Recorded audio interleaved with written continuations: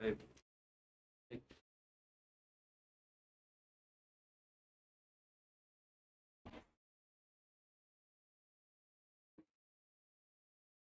आवाज आ रही है?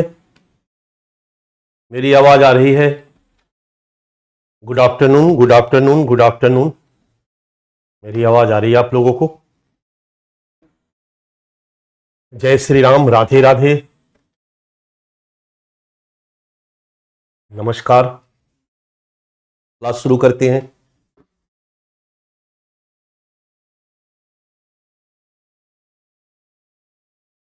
वालेकुम अस्सलाम। जय भीम, जय हिंद, जय श्री राम।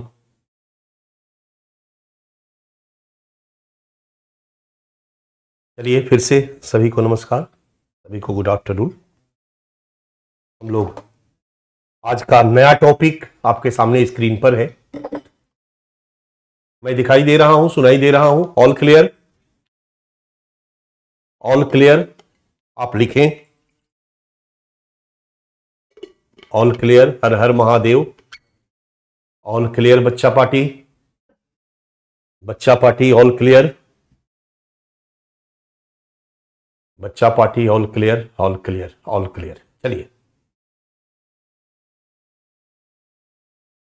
आज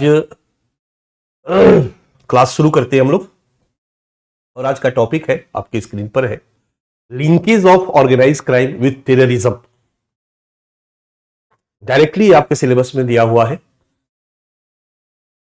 आतंकवाद के साथ संगठित अपराध का संबंध या लिंकेज ऑफ ऑर्गेनाइज क्राइम, अगर हम शाब्दिक अर्थ लेते हैं तो संगठित अपराध का आतंकवाद के साथ लिंकेज। अभी तक हम लोगों ने आतंकवाद को पढ़ लिया एक सेपरेट टॉपिक के रूप में, क्योंकि सेपरेटली आतंकवाद पे भी प्रश्न पूछा गया है और सेपरेटली संगठित अपराध पे भी प्रश्न पूछा गया है। और फिर दोनों के मध्य लिंकेज आपका टॉपिक है। ऑर्गेनाइज क्राइम का टेररिज्म के साथ लिंकेज आपका टॉपिक है जो सिलेबस में लिखा हुआ है। बट प्रीवियस ईयर क्वेश्चन जो है वो टेररिज्म पे सेपरेटली है, इसलिए टेररिज्म को एक सेपरेट टॉपिक के रूप में हम लोगों ने पढ़ा। और हम लोग इस टॉपिक को इस तरह से पढ़ेंगे कि बाकी जो भी प्रश्न पूछे जा रहे हैं वो हमारे पढ़े हुए में से आ जाए। और मैंने पहले भी बताया है कि हम लोगों का जो अप्रोच है पढ़ने का, वो सिलेबस पूरा करना अप्रोच नहीं है। हम लोगों का अप्रोच है कि क्वेश्चन हमारे रेंज में रहे। तो किसी भी सिलेबस के किसी टॉपिक के किन किन डायमेंशन से प्रश्न पूछा जा रहा है, हमें उस डायमेंशन को खींचना है, उस डायमेंशन को आइडेंटिफाई करना है और फिर उसको इस तरह से पढ़ना है ताकि प्रश्न पकड़ में आ जाए। राइट? और इसी के लिए हम लोग पहला काम करते हैं कि प्रीवियस ईयर कुछ क्वेश्चन की चर्चा करते हैं। तो हम बहुत संक्षिप्त में, बहुत तेजी से, क्योंकि हम लोगों के पास अब प्रेशर बढ़ रहा है। मैं बहुत दिनों से आपको पढ़ा रहा हूं और हमारे पास अब मैक्सिमम क्लास है तो 15-16 क्लास में खत्म करना है, 10-15 क्लास में। तो प्रीवियस ईयर क्वेश्चन आपके सामने है। क्वेश्चन का नेचर देखते जाइए। नेचर हम इसलिए देखते हैं, क्वेश्चन का भी आंसर हम करने नहीं आ रहे, क्योंकि जब तक टॉपिक पढ़ेंगे नहीं तब तक हम लोग आंसर नहीं कर पाएंगे। लेकिन हम लोग एक नेचर देखेंगे क्वेश्चन का तो समझ में आएगा कि उस टॉपिक को हमें कैसे पढ़ना है।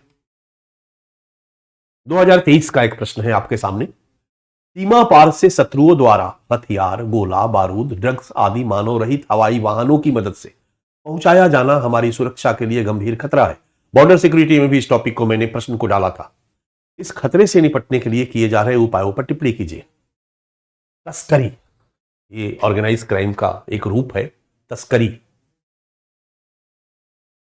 ट्रैफिकिंग। और भारत में ऐसा देखा जा रहा है कि पाकिस्तान के साइड से सीमा पार से ड्रग्स की तस्करी हो रही है, हथियारों की तस्करी हो रही है, गोला बारूद की तस्करी हो रही है। बट यह इंपॉर्टेंट है कि इस तस्करी में ये तस्कर नई टेक्नोलॉजी को यूज कर रहे हैं और वो टेक्नोलॉजी है ड्रोन। याद करो मैंने चर्चा किया था। बट ये है ट्रैफिकिंग से। तो ट्रैफिकिंग के अन्य रूपों में भी इस प्रश्न को डाला जा सकता है। भारत में ड्रग्स की तस्करी के स्वरूपों की चर्चा कीजिए और हाल के दिनों में ड्रग्स की तस्करी में जो मानव रहित हवाई वाहनों का प्रयोग किया जा रहा है, इसकी गंभीरता को देखते हुए, इसके समाधान के लिए, इसको रोकने के लिए क्या उपाय किए जा रहे हैं, इसके बारे में बताइए। तो प्रश्न कहीं से भी घुमाया जा सकता है, मेरा काम है आपको क्वेश्चन दिखा देना। इसके बाद हम आते हैं दूसरा क्वेश्चन, संगठित अपराध के प्रकारों की चर्चा कीजिए। राष्ट्रीय और अंतर्राष्ट्रीय स्तर पर मौजूद संगठित अपराध और आतंकवादियों के बीच संबंधों का वर्णन कीजिए। आपका टॉपिक जो है वो है संगठित अपराध और आतंकवाद के बीच संबंध। कह रहा है कि संगठित अपराध और आतंकवादियों के बीच संबंधों का वर्णन कीजिए राष्ट्रीय और अंतर्राष्ट्रीय स्तर पर। रेंज हमें ध्यान में रखना होगा इंडिया का और इंडिया के बाहर के लोगों का संबंधों का। लेकिन इसमें एक पहले क्वेश्चन डाल दिया है कि संगठित अपराध के प्रकार बताइए। इसका मतलब है कि कंसेप्ट पे भी प्रश्न बन सकता है, आतंकवाद का अर्थ बताइए और इसके प्रकारों की चर्चा कीजिए, ऐसा प्रश्न बन सकता है। संगठित अपराध का अर्थ बताइए और इसके प्रकारों की चर्चा कीजिए, ऐसा प्रश्न बन सकता है। अभी पहला प्रश्न जो है वो जनरलाइज्ड है, भारत में संगठित अपराध के कौन कौन से प्रकार प्रचलन में है, ऐसा भी प्रश्न बन सकता है। भारत में संगठित अपराध के प्रचलित स्वरूपों की चर्चा कीजिए, ड्रग्स की तस्करी के रूप में, हथियारों की तस्करी के रूप में, ह्यूमन ट्रैफिकिंग के रूप।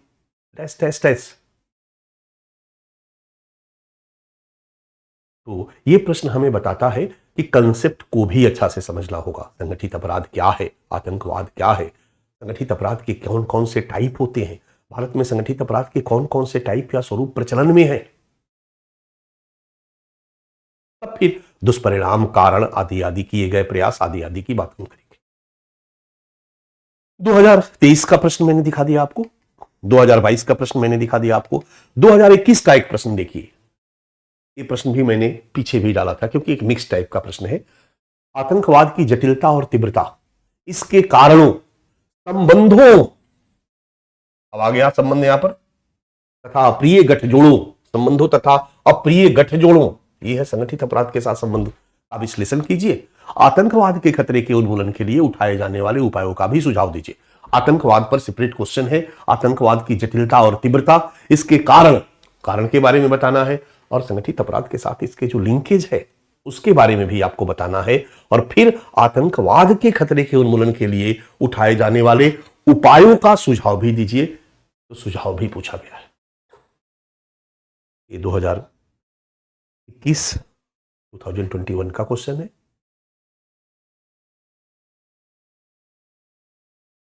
2018 में एक प्रश्न है, अभी तक जनरलाइज्ड प्रश्न है, राइट।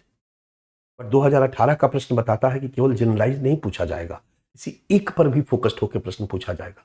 ड्रग्स की तस्करी पर फोकस्ड होकर के प्रश्न पूछा जाएगा, मानव की तस्करी पर फोकस्ड होकर के प्रश्न पूछा जाएगा।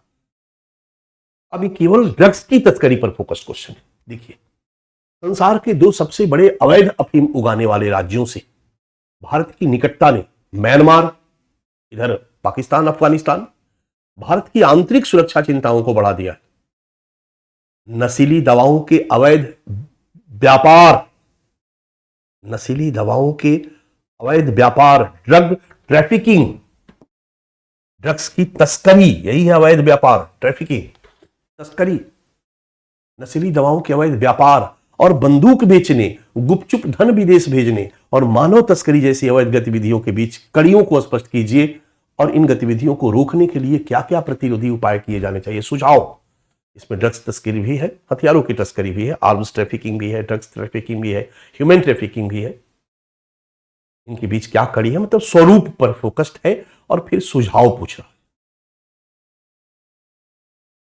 राइट।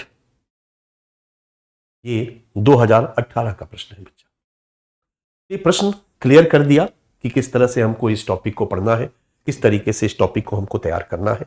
यही है बच्चा ऑर्गेनाइज्ड क्राइम। और अब हम देखते हैं हमारा टॉपिक संगठित अपराध का आतंकवाद के साथ संबंध। वही सेम टॉपिक है, इंग्लिश वाला मैंने यहां पर हिंदी में रख दिया।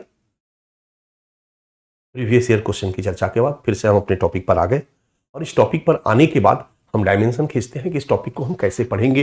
ये डायमेंशन है हमारे सामने, संगठित अपराध और आतंकवाद, राइट।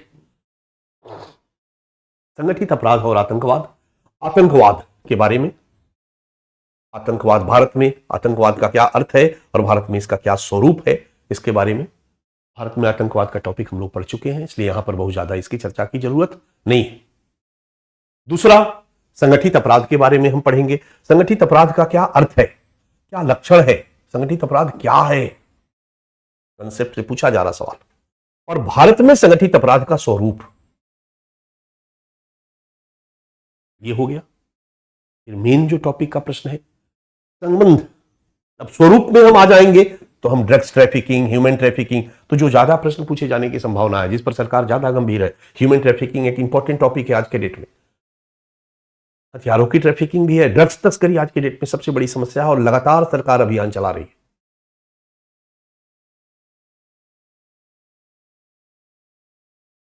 अभी हाल ही में इसी महीने में बच्चा गुजरात में 29 जगहों पर हमारी ईडी ने छापेमारी की है। ईडी भी ट्रैफिकिंग में आती है, छापेमारी कर सकती है तस्करी में, आगे हम लोग समझेंगे।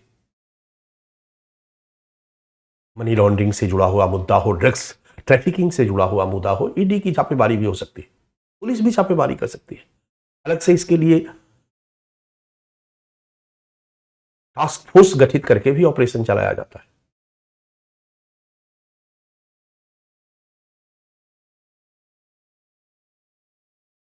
और गुजरात में जिन 29 जगहों पर छापामारी की गई है बच्चा, इसी फरवरी में एक डर्टी हैरी नाम से प्रसिद्ध एक मानव तस्कर गिरफ्तार किया गया है। कहां? शिकागो पुलिस ने उसको गिरफ्तार किया है, यूएस में। ये लेटेस्ट मैं 10-15 दिन का न्यूज आपको बता रहा हूं।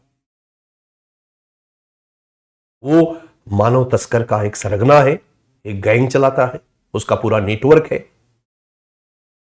और गुजरात से, भारत से लोगों को मैक्सिको के रास्ते, रेड मैक्सिको के रास्ते लोग अमेरिका भेजा करते थे। कई फिल्में आजकल बनाई गई है, आप फिल्में देखते होंगे तो किस तरीके से लोग अमेरिका में नौकरी करने के लिए, जाने के लिए ललायित है। लेकिन अमेरिका में चूंकि सर्विस वीजा उपलब्ध नहीं होता है तो लोग गैर कानूनी तरीके से, कई लोग जो हैं, अरे भारत में गरीबी से मरने से अच्छा है, ऐसी सोच कुछ लोगों की है। अरे भारत में से तो ज्यादातर अफ्रीकन कंट्री से लोग भागे हैं, यूरोप, अमेरिका चले जाओगे, कई इलीगल माइग्रेंट के रूप में वहां लोग रह रहे हैं और कुछ ना कुछ कमाते हैं। और कई ऐसे तस्कर हैं जो इन लोगों को वहां भेजने का काम करते हैं। हाल ही में एक फिल्म आई थी, फिल्म का नाम मुझे याद नहीं है, बट ये शाहरुख खान की फिल्म थी, फिल्म का हीरो मुझे याद है। इसी ह्यूमन ट्रैफिकिंग पे था कि कैसे बहुत दुरूह रास्तों से, खतरों के बीच से जो तस्कर हैं 20-50, 40-50 हजार, 1 लाख, 2 लाख लेते हैं, लोग जमा करते हैं, अपना जमा पूंजी लेकर उसको दे देते हैं। उसकी जिम्मेवारी होती है कि उनको अमेरिका पहुंचाते। फिल्में आप देखते होंगे, आपको फिल्मों का नाम भी याद होगा, हम भी देखते हैं, ऐसा नहीं है, हम आप पर इल्जाम नहीं लगा रहे बच्चा। लेकिन मुद्दा यही था। और कहा जाता है कि फिल्म जो है वो समाज का दर्पण होता है, जो समाज में घटित होता है अक्सर उसी घटनाओं को फिल्मों में एक मुद्दे के रूप में उठाया जाता है, उस पर प्रश्न बनाया, पिक्चर बनाई जाती है। अमेरिका जाने की ललक पंजाब के कुछ युवाओं में होती है और वो युवा किसी भी तरीके से, गैर कानूनी तरीके से अमेरिका पहुंचना चाहते हैं नौकरी करने के लिए। उस फिल्म में एक संदेश भी देने का प्रयास किया गया है, क्योंकि हाल के दिनों में इस तरह के पागलपन देखने को मिल रहा है। तो कई गैर कानूनी तरीके से लोग इस तरह के अमेरिका और कनाडा जाने के लिए ललायित थे और वहां पर जाकर बदतर जिंदगी जीते हैं, ये उस फिल्म में दिखाया गया। क्यों लोग अपना देश छोड़ के जा रहे हैं वहां बदतर जिंदगी जीने के लिए? तो ये गुजरात की जो गैंग थी, जो एक इंटरनेशनल गैंग के रूप में रैकेट चलाती है, एक सिंडिकेट चलाती है, ये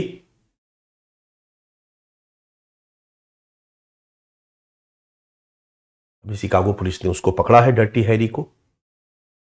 हरिकेश पटेल उनका नाम है पूरा।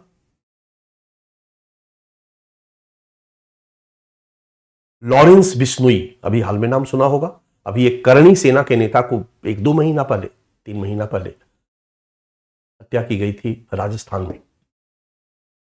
और करणी सेना के जितने भी राजपूत थे उन्होंने बड़ा धरना प्रदर्शन किया, घेराव किया, उसको मारने, उसको पकड़ने के लिए, जिसने करणी सेना के उस प्रमुख को, नेता को की हत्या की। और उस हत्या की जिम्मेदारी ली लॉरेंस बिश्नोई नाम के एक अपराधी ने। वो भी एक संगठित अपराध चलाता है।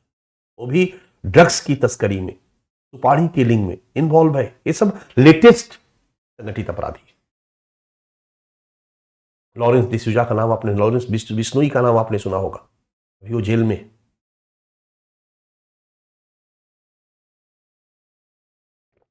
वो किसी गायक के, किसी पंजाबी पॉप सिंगर की हत्या में भी इन्वॉल्व था, उसने उसका मर्डर किया था। तो इस तरह के कई ऐसे ऑर्गेनाइज क्रिमिनल या संगठित अपराधी हैं भारत में। तो भारत में संगठित अपराध का स्वरूप एक नजर हम लोग इस पर डालेंगे, और अलग अलग भी प्रश्न पूछा जा रहा है। अब आता है संबंध। तो हम यहां देखेंगे कि संगठित अपराध का टेररिज्म के साथ, टेररिस्ट ऑर्गेनाइजेशन के साथ संबंध का स्वरूप क्या है। वित्तीय आधार पर संबंध, लॉजिस्टिकल आधार पर संबंध, ऑपरेशनल आधार पर संबंध और वैचारिक आधार पर संबंध। और फिर बारी आती है इस संबंधों को ब्रेक करने या संगठित अपराध आतंकवाद को रोकने के लिए किए गए प्रयास। सरकार ने क्या क्या प्रयास किया, कानूनी संवैधानिक प्रयास, कानूनी स्तर पर किए गए प्रयास, ऑपरेशन आदि के स्तर पर योजनागत प्रयास, जैसे आतंकवाद को रोकने के लिए प्रयास हम लोगों ने पढ़ा। इन प्रयासों में आने वाली क्या बाधाएं हैं, एक डायमेंशन हमने और इसलिए खींच दिया क्योंकि एक दो जगह पर हमने देखा कि बाधाओं पे भी प्रश्न पूछा गया, चैलेंजेस।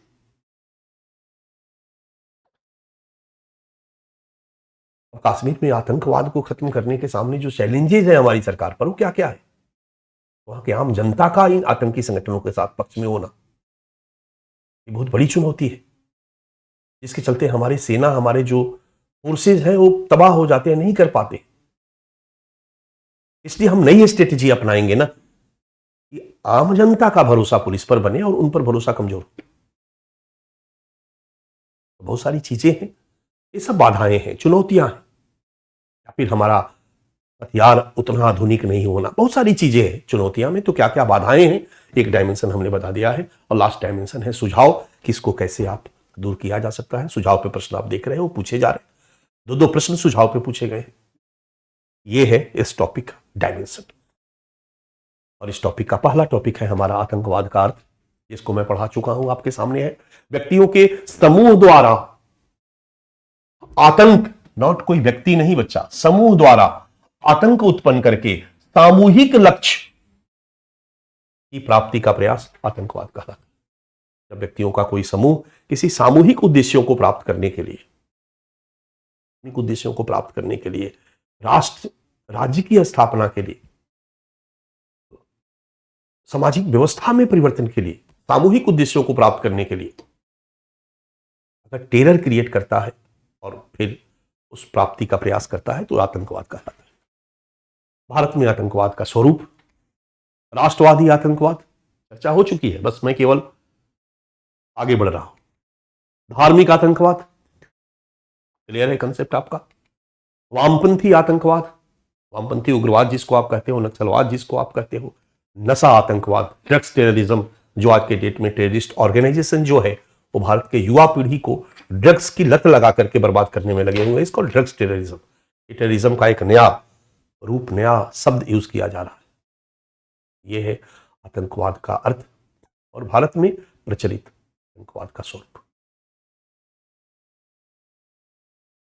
अब हम आते हैं अपने टॉपिक पर, संगठित अपराध का।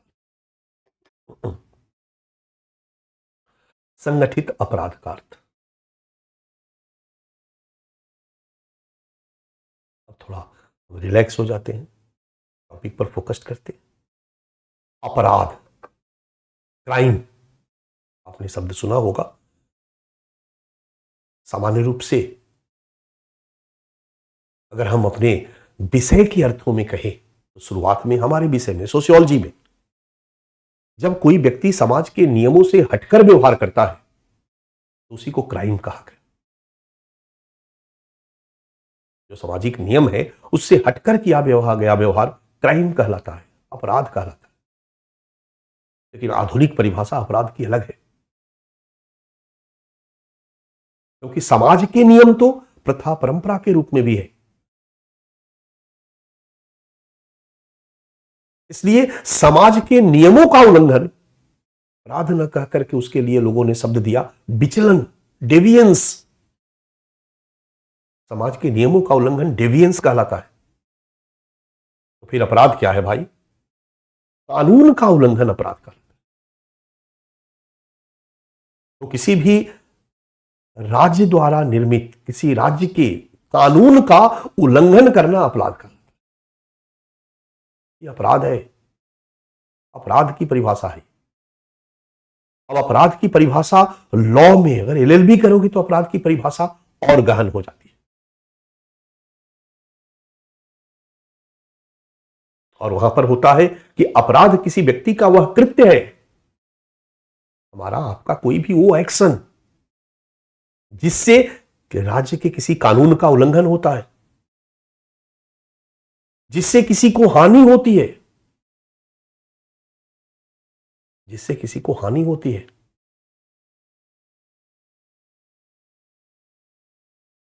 जिससे किसी को हानि होती है,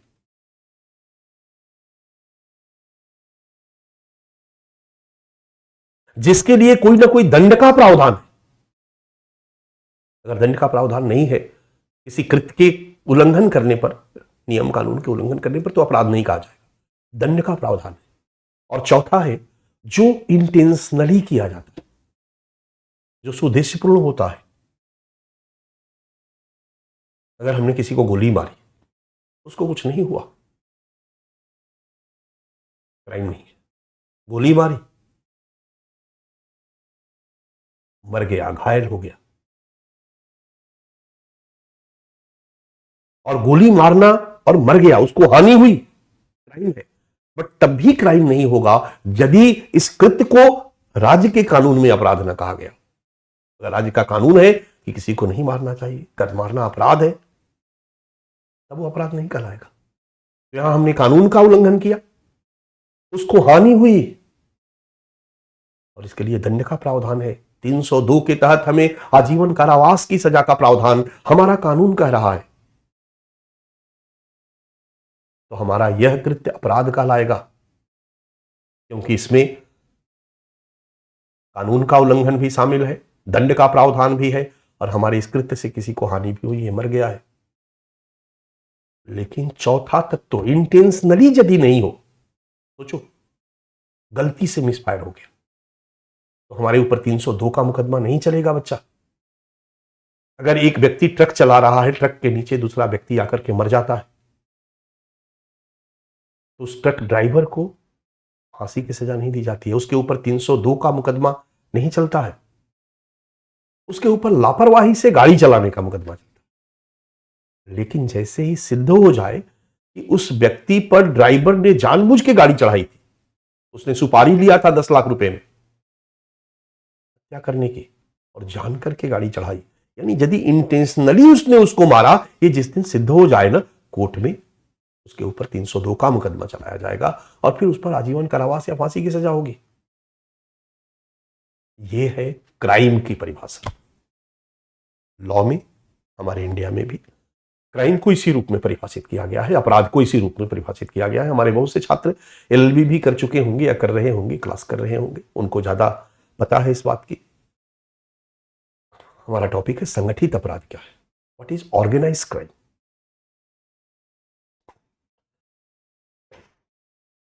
सोचो बच्चा, आपके गांव में बहुत सारे बच्चे हमारे गांव से रहने वाले होंगे, शुरू शुरू में अपराध लोग किया करते थे ना, चोरी वगैरह किया करते थे, चोरी। शुरू शुरू में हमारे गांव में चोरी का प्रचलित रूप था सेंधमारी। मिट्टियों का घर होता था, चोर आते थे, मिट्टियों के दीवार में एक गोला बना देते थे, संबल से छेद करके धीरे धीरे मिट्टी निकालते थे, आवाज न हो, अगल बगल लोग जग न जाए, क्योंकि जग जाएंगे तो लोग लाठी लेके, बल्लम लेके दौड़ा लेंगे, और चोर के पास लाठी ही होता था, तलवार होता था, बल्लम होता था, ही चोर के पास हथियार होता था। चोर आधुनिक बंदूकों से सुसज्जित नहीं थे, उनके पास आग उगलने वाला हथियार जिसको आप बंदूक कहते हो नहीं था, उनके पास लाठी होता था, उनके पास बल्लम होता था, उनके पास तलवार, इस तरह के लोहे के हथियार होते थे। इसलिए उनको डर था कि अगर घर के लोग जग गए, चिल्ला दिए, गांव के लोग जग गए, तो गांव में भी एक से एक पहलवान है, लाठी वाले, तलवार वाले, बल्लम वाले, काट काट के मार डालेंगे। इसलिए आहिस्ता आहिस्ता पहले दीवार काटते थे, दीवार काटने के बाद पहले उसके अंदर से घुसने का प्रयास करते थे। अब कल्पना करो, पहले सिर घुसाया होगा, लेकिन दीवार काटने की धमस को घर वाले ने सुन लिया होगा और समझ गया होगा कि चोर सेंधमारी कर रहे हैं, और जहां सेंधमारी हो रही थी वहां वो तलवार लेके खड़ा था घर वाला।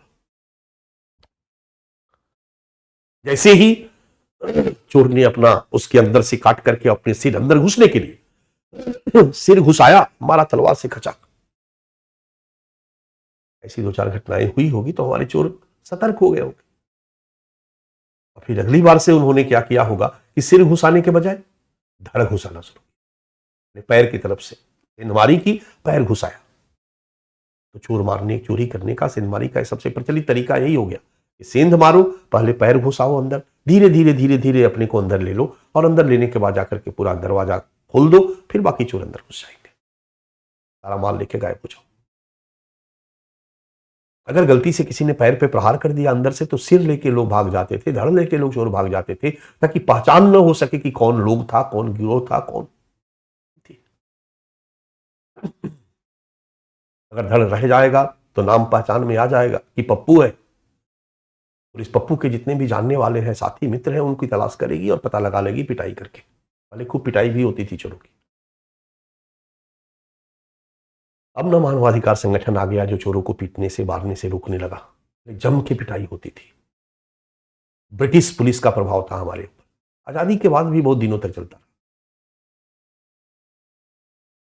चोरी के बाद बारी आई डकैती की। तब आई जब लोगों के पास लोहे का हथियार हो गया। चोर लोगों के पास जब ये आग उगलने वाला हथियार हो गया, बंदूकें हो गई, तो फिर अब गांव वाले से किस बात का डर। तो फिर 5 बजे 6 बजे शाम को या रात में आ जाएंगे, हर गली में बंदूक लेके तैयार हो जाएंगे, दरवाजा को तोड़ेंगे।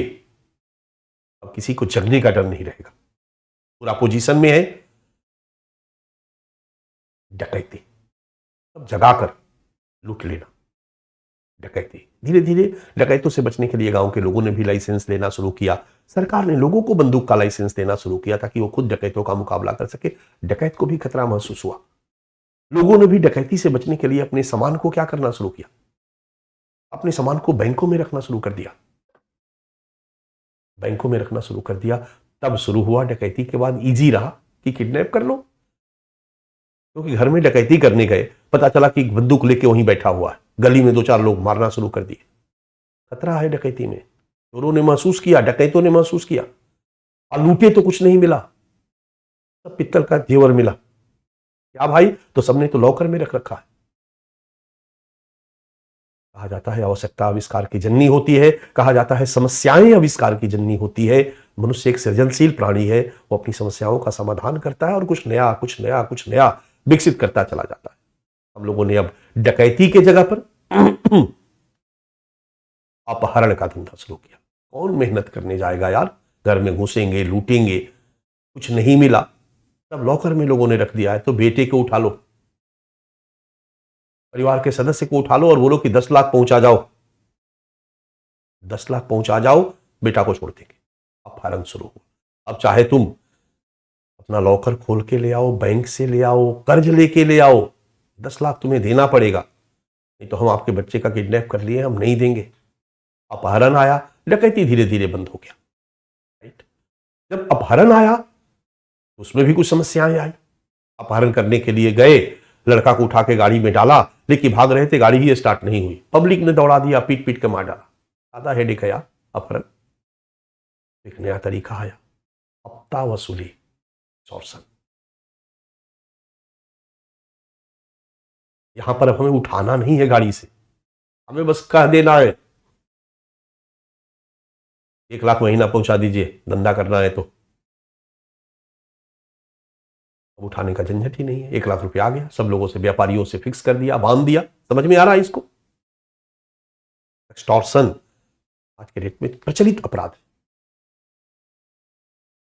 हफ्ता वसूली, लोगों ने हफ्ता वसूली का धंधा शुरू कर दिया। अब हफ्ता वसूली के लिए डर का होना जरूरी, क्योंकि कहे कि 10 लाख पहुंचा दो या 1 लाख पहुंचा दो, बोला नहीं पहुंचाएंगे तो इसके लिए डर।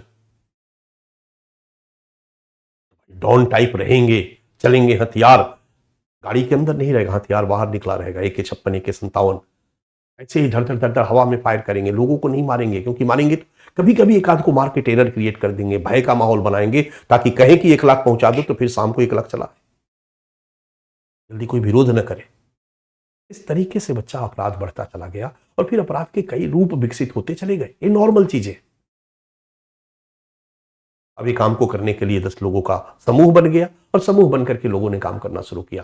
लेकिन जैसे जैसे धीरे धीरे चीजें आगे बढ़ी, अब लोगों ने इसको संगठन के रूप में बना लिया। मतलब 10-20 लोग बिल्कुल ब्यूरोक्रेसी की तरह उसमें काम करने लगे, ऑर्गेनाइज तरीके से काम करने लगे।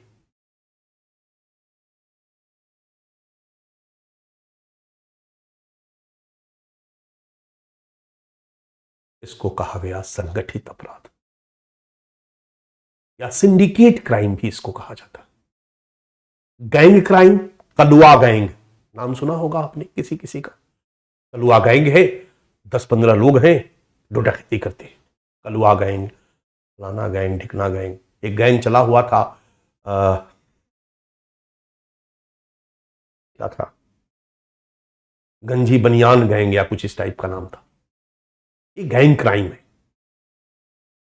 एक हो गया एक्सटॉर्शन के रूप में क्राइम, जबरन वसूली वाला क्राइम, हफ्ता वसूली वाला। और एक हो गया सिंडिकेट क्राइम, जहां ढेर सारे लोग मिलकर ब्यूरोक्रेसी की तरह संगठन बना करके अपराध करते हैं। जैसे ब्यूरोक्रेसी में होता है ना, चेयरमैन होता है, मैनेजिंग डायरेक्टर होता है, ढेर सारे अलग अलग डिपार्टमेंट होते हैं, अलग अलग डिपार्टमेंट के जनरल मैनेजर होते हैं। हर डिपार्टमेंटल हेड का अलग अलग काम होता है। वो अपने नीचे में ढेर सारे सुपरवाइजर रखते हैं, फिर उसके नीचे ढेर सारे वर्कर रखते हैं। नौकरशाही व्यवस्था देखे हो ना, जब IAS IPS बन जाते हो तो सबसे पहले DGP होगा, उसके अंदर ढेर सारे जोन होंगे, अलग अलग जोन के IG होंगे। एक जोन में 6-7 जिला होगा, फिर हर जिला में 2-3 जिला पर DIG होंगे। 9 जिला पर एक IG है तो 3-3 जिला पर एक DIG दे दिया गया, और फिर हर जिला पर एक SP हो गया। एक जिला जो है वो सब डिवीजन, 5 सब डिवीजन में बटा हुआ है। हर सब डिवीजन का सब डिवीजन हेड DSP हो गया। यूपी में जिसको CO कहते हैं, बिहार में DSP कहते हैं। फिर हर सब डिवीजन कुछ सर्किल में बटा हुआ है। हर सर्किल का head circle inspector, police inspector जिसको कहते हैं, 3 स्टार।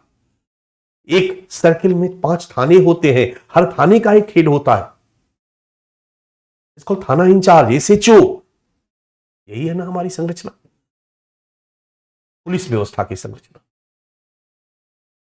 जब लोग अपराध को भी इस तरह से संगठन बनाकर करने लगे तो निश्चित तौर पर इसमें ढेर सारे लोग शामिल हो जाएंगे, प्रॉपर ऑर्गेनाइज तरीके से। उसका एक MD होगा, मैनेजिंग डायरेक्टर।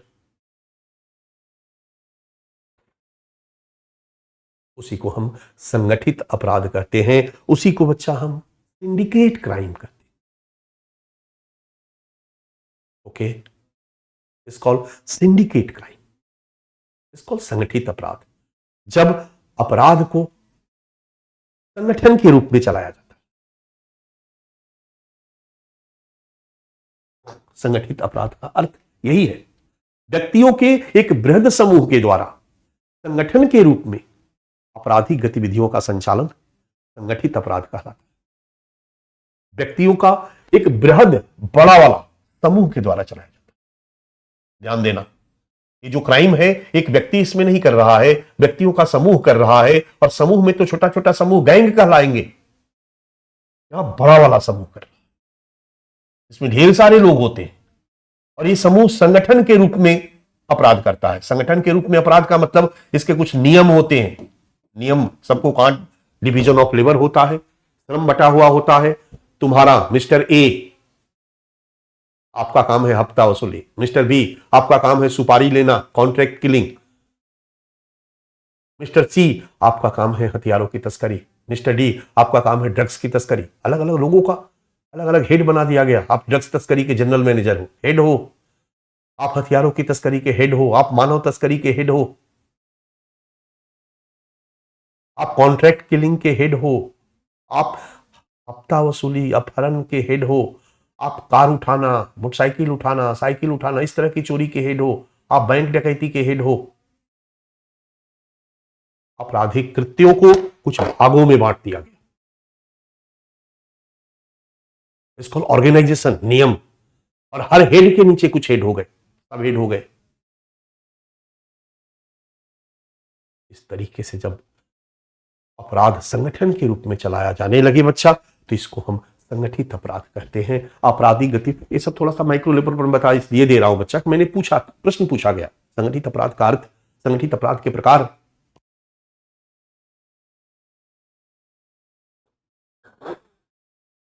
संगठन के रूप में आपराधिक गतिविधियों का संचालन किया जाता है, यही संगठित अपराध कहलाता है। यहां जब ढेर सारे लोग हो जाएंगे तो अब छोटे छोटे अपराधी नहीं कर पाएंगे। इस संगठन का उसी में एक डिपार्टमेंट होता है पुलिस मैनेजमेंट। वो डिपार्टमेंट के लोग जो हेड होता है उसका काम ही होता है पुलिस से बात करना, पुलिस को हफ्ता पहुंचाना, पुलिस अगर कोई हमारा अपराधी पकड़ा जाए तो उसको पुलिस से छुड़वा देना, नेताओं से संपर्क रखना। एक हेड होता है जो कमाई का पैसा को एक जगह इन्वेस्ट करता है, मैनेज करता है। ब्लैक मनी हो गया तो ब्लैक मनी को व्हाइट मनी में कन्वर्ट करता है। संगठित अपराध से आने वाला पैसा को व्हाइट करना होगा ना, मनी लॉन्ड्रिंग। संगठित अपराध बढ़ा तो मनी लॉन्ड्रिंग बढ़ जाएगा, स्वाभाविक सी बात है। संगठित अपराध से पैसा आएगा, इसको ब्लैक मनी। रिश्वतखोरी से पैसा आएगा, इसको ब्लैक मनी। संगठित अपराध मतलब तस्करी से, हथियारों, ब्लैक मनी। और फिर ब्लैक को व्हाइट करना जरूरी, एक डिपार्टमेंट होना चाहिए ना व्हाइट करने वाला। इस तरीके से डिफरेंट डिपार्टमेंट पे बांट करके जब अपराध किया जाता है तो संगठित अपराध। भारत में 90 के दशक तक आते आते ऑर्गेनाइज क्राइम, 80 के दशक तक आते आते प्रॉपर ऑर्गेनाइज क्राइम के रूप में क्राइम लोगों ने करना शुरू किया। अब ऐसे बॉम्बे में जहां ऑर्गेनाइज क्राइम के रूप में क्राइम हो रहा है, आप उठ के अपने गांव से जाते हो और बॉम्बे में जाकर के कहीं पर तुम मोटरसाइकिल चुरा लेते हो, दो लोग आपको ढूंढेंगे, एक तो पुलिस ढूंढेगी, और ढूंढेगी तो खैर नहीं है, 10 तो केस लगा के आपको जेल भेजेगी, और दूसरा वहां का जो ऑर्गेनाइज क्राइम का डिपार्टमेंट है उसके लोग ढूंढेंगे कि ये नया कहां से आ गया। आप अकेले ऐसे शहर में आप अपराध नहीं कर सकते हो। अगर अपराध करना है तो आपको उसका पार्ट बनना पड़ेगा। आपको कहना पड़ेगा मैं कार चुराऊंगा, स्पेशलिस्ट हूं कार चुराने का। वो संगठन कहेगा ठीक है, मेरा संरक्षण है, 60% मेरे को दो, 40% आप रखो। आप उसके विंग के रूप में चले आए। अब जो कार चुराने, मोटरसाइकिल चुराने वाला हेड है, जनरल मैनेजर है बच्चा, अब वो उसके अधीन हो, आप उसको रिपोर्ट करोगे, जो भी उसके और नीचे के अधिकारी होंगे। इस तरीके से सिंडिकेट क्राइम या ऑर्गेनाइज क्राइम किया जाता है।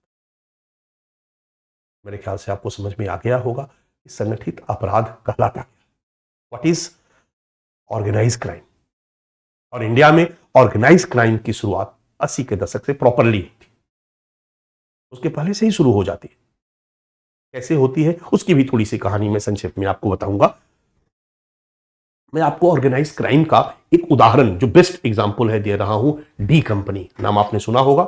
डी कंपनी का मैनेजिंग डायरेक्टर कौन है यह भी आपको पता होगा, दाऊद इब्राहिम कास्कर, जिसको दाऊद इब्राहिम के नाम से जाना जाता है, दाऊद भाई के नाम से जाना जाता है, और कहा जाता है कि अभी वो पाकिस्तान में विद्यमान है। इंटरपोल ने उनके लिए इनाम जारी कर रखा है, 2.5 करोड़ अमेरिकी डॉलर का इनाम उनके ऊपर दिया गया है।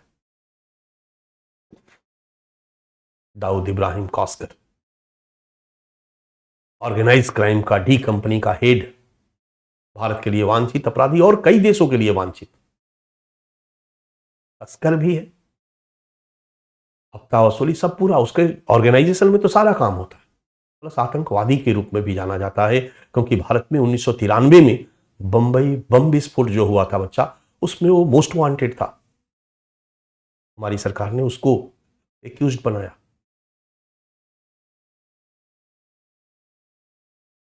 ये है डी कंपनी। डी कंपनी का एक ढांचा मैंने निकाला है गवर्नमेंट की साइड से, राइट। कंपनी की सांगठनिक संरचना, गवर्नमेंट ने अपना एक ऑर्गेनाइजेशन बनाया कि कौन कौन किस किस को देखता है। तो ये पहले जब डी कंपनी अपने पीक पर था तो दाऊद इब्राहिम जो थे हेड अभी भी है, ठीक है। उसके नीचे अनीस, और दाऊद इब्राहिम के नीचे 3 लोग इसको देख रहे हैं, मुस्तकीर, इकबाल और नूर। अनीस के नीचे एक है अबू सलीम, नाम सुना होगा आपने अबू सलीम का, और छोटा शकील। अबू सलीम और छोटा शकील इसको देखते हैं। अबू सलीम के नीचे कैप्टन होते हैं, सुपरवाइजर 1, सुपरवाइजर 2, सुपरवाइजर 3, 4, 5, 50 सुपरवाइजर होते हैं, और हर सुपरवाइजर के नीचे 4-5 लोग होते हैं शूटर्स या एक्सटॉर्शन करने वाले लोग या किडनैपिंग करने वाले लोग, हर सुपरवाइजर तो 50 सुपरवाइजर और हर सुपरवाइजर के नीचे 5 लोग, तो 250 लोग हो गए केवल अबू सलीम के नीचे। ये और बड़े संख्या में हो सकते हैं, और छोटा सा किल में भी कैप्टन या सुपरवाइजर 1 2 3 4 50 तक, इसके अंदर भी शूटर, सब चीज अलग अलग। और ये शूटर भी होते हैं तो 2 तरह के शूटर होते हैं। परमानेंट कंपनी में ज्वाइन करोगे अगर, मैं कहूंगा भारत की ब्यूरोक्रेसी को ज्वाइन करो, आईएएस बनो, आईपीएस बनो। लेकिन अगर कोई आपके जानने वाला डी कंपनी को ज्वाइन करेगा, उसमें शूटर भी जाके कहोगे कि भाई मैं आपके कंपनी को ज्वाइन करना चाहता हूं, मैं एकदम शूटर हूं, क्या करता हूं, आप कुछ अपना प्रमाण भी दोगे, भाई मेरे ऊपर 10 ठो मैंने मर्डर किया है, ये आपका अर्हता हो गया। कंपनी आपको 2 तरह से अपॉइंट करेगी, एक परमानेंट और एक टेम्पोररी। पहले टेम्पोररी करेगी। कंपनी ने सुपारी ले रखा है किसी को मारने की, एसएस पांडे की हत्या की सुपारी डी कंपनी ने ले रखा है। किसी ने 20 लाख रुपया, 50 लाख रुपया मुझको मारने के लिए दिया, 50 लाख कम कर दिया, लग रहा ज्यादा बोलूं, 5 करोड़ 10 करोड़ रुपया किसी को मारने के लिए मुझे दिया गया, किसी ने दिया डी कंपनी को। 10 करोड़ डी कंपनी ने ले लिया मेरी हत्या के लिए सुपारी। अब उसने जो टेम्पोररी एक किलर है, शूटर है, उसको बुलाया और उसको 10 लाख रुपया पर तय किया कि 10 लाख रुपया तुम्हें दिया जाएगा, तुम मारो, लो अभी 1 लाख रुपया एडवांस, जाओ एसएस पांडे को मारो। वो आया, हमें मारा, उसको 9 लाख रुपया दे दिया। वो टेम्पोररी है, बाकी अब वो अपना घर जाए, उसकी जिम्मेवारी डी कंपनी को नहीं है। टेम्पोररी के रूप में अगर वो कुछ दिनों तक डी कंपनी में काम कर लिया तो फिर डी कंपनी का भरोसा उस पर बढ़ जाता है और डी कंपनी उसको परमानेंट कर देती है। परमानेंट कर देती है का मतलब है कि डी कंपनी में वो एक परमानेंट एम्प्लॉय के रूप में रहता है, खाता है, सोता है, पूरा खर्चा कंपनी देती है। अगर उस पर कभी भी कोई सुपारी कंपनी ने लिया तो कंपनी उनको बुलाती है, फोटो देती है, कहती जाओ मार के चले आओ, जाता है, मार के चला आता है, उसको मंथली मिलता रहता है। अगर उसके ऊपर अचानक पुलिस की दबिश बनती है तो ये डी कंपनी की जिम्मेदारी है कि उसकी रक्षा करे। डी कंपनी पुलिस से बात करती है, पुलिस जो डी कंपनी का वो डिपार्टमेंट देखता है, पुलिस से बात करता है, मैनेज करने का प्रयास करता है। अगर मैनेज नहीं होता है तो डी कंपनी कहता है कि ऐसा करो, अभी 2-3 महीने के लिए दुबई चले जाओ, अंडरग्राउंड हो जाओ, दुबई भेज देता है। इसको परमानेंट एम्प्लॉय। ये है डी कंपनी का ऑर्गेनाइजेशनल स्ट्रक्चर बच्चा। इस तरीके से डी कंपनी ऑर्गेनाइज तरीके से अपराध करता है, इसको डी कंपनी। एक दूसरा स्ट्रक्चर भी मैंने दे रखा है आपके सामने, दाऊद लातीफ। यहां पर आपने अनीस नूर देखा ना, बाद में जो चेंज हुआ दाऊद लातीफ, उसके नीचे सबसे लातीफ, लातीफ के बाद bottling, drugs, arms and explosive, bomb विस्फोट, एक्सॉर्शन, किडनैपिंग, कॉम्युनल राइट्स, दंगा उंगा करवाने का काम भी ये कंपनी लेती है, स्मगलिंग, लैंड डील्स, जमीन वगैरह डील करने का काम। और इसको जो देख रहे थे लोग, ये बाद का रिपोर्ट है, इसको जो देख रहे थे लोग जिनके नाम हमारे सरकारी एजेंसियों ने आइडेंटिफाई कर रखा था, चार्ट, ऑर्गेनाइजेशनल चार्ट है दाऊद के बाद, इनको जो लोग देख रहे थे, अब्दुल खुरदोस, लकीत मास्टर, शरीफ खान, जुनेज खान, जहांगीर खान। ड्रग्स को देख रहे थे रसूल खान, पट्टी गुलाल, राफील, आरडी के नाम से जाना जाता था, रौफ, शरीफ खान, वाहिद खान, रसूल, अब अलग अलग अलग अलग। और फिर इसके नीचे भी व्हीकल थेफ्ट, जो गाड़ी चुराने वाला चोर है, ISI and Jammu and Kashmir linkage का काम जो देखता था, रसूल खान, पट्टी, शरीफ खान, अब्दुल रज्जाक। इस तरीके से काम बटा हुआ था बच्चा। प्रॉपर डिवीजन ऑफ लेबर के रूप में काम को बांट करके डी कंपनी अपराध का काम करती थी। Is the example of organise crime, is the example of organise crime structure. ये है संगठित अपराध। अब संगठित अपराध क्या है वो कुछ लक्षणों के माध्यम से भी हम समझ सकते हैं, देख सकते हैं। संगठित अपराध के लक्षण। संगठित अपराध बच्चा, जो नॉर्मल अपराध है ना, वो गैंग खत्म हो जाता है, आदमी के मरते ही वो गैंग खत्म हो जाता है, चाहे गैंग क्राइम हो चाहे अपराधी हो। बट ऑर्गेनाइज क्राइम एक ऑर्गेनाइजेशन है, उसमें चाहे दाऊद मरे तो दूसरा मैनेजिंग डायरेक्टर बन जाएगा, कोई हेड बने तो दूसरा हेड बन जाएगा, मरेगा तो तो लोग आते रहते हैं, जाते रहते हैं, लेकिन एक आपराधिक संगठन के रूप में यह संगठन निरंतर बना रहता है। सो निरंतरता ऑर्गेनाइज क्राइम का एक प्रमुख लक्षण है जो वैयक्तिक क्राइम में दिखाई नहीं देता है, या ऑलमोस्ट जो गैंग क्राइम में भी दिखाई नहीं देता है। गैंग क्राइम में कुछ निरंतरता होती है, एक गैंग का हेड मर गया, दूसरा आ गया, बट धीरे धीरे गैंग के लोग मर गए ना, 10 लोगों का गैंग है तो खत्म हो जाता है गैंग। यहां कभी नहीं खत्म होता, बहुत मुश्किल से खत्म किया जा सकता है। निरंतरता तो पहला लक्षण है बच्चा, निरंतरता। क्लियर है निरंतरता का मतलब? दूसरा है फॉर्मल स्ट्रक्चर। फॉर्मल स्ट्रक्चर का मतलब होता है नियमों के तहत कार्यों का बंटवारा, किसको क्या करना है, उसका एक स्ट्रक्चरल ढांचा। जो मैंने अभी स्ट्रक्चर दिखाया ना, इसको फॉर्मल स्ट्रक्चर, राइट। तीसरा लक्षण है सदस्यता। संगठित अपराध का लोगों को सदस्यता देता है, लोग उसके सदस्य बनते हैं, उसकी कुछ अर्हताएं होती है, उस कंपनी में भरोसा कंपनी का आपके ऊपर होगा, तब जाकर के आपको सदस्यता मिलेगी, पार्टी कंपनी के रूप में काम करेंगे। एडहॉक में आपकी नियुक्ति की जा सकती है, आप करिए, प्रॉपर कंपनी का मेंबर बनने के लिए, परमानेंट आपको सदस्य बनने के लिए भरोसा का होना जरूरी है कंपनी का आपके ऊपर। तो उसके जो ऑर्गेनाइजेशन के मेंबर होते हैं, और वो मेंबर दिया जाता है, व्यक्ति की योग्यता के आधार पर मेंबरशिप दिया जाता है, विश्वास के आधार पर मेंबरशिप दिया जाता है। कंपनी बनाया क्यों जाता है? उद्देश्य क्या है इस कंपनी का? पैसा कमाना, और कोई उद्देश्य नहीं।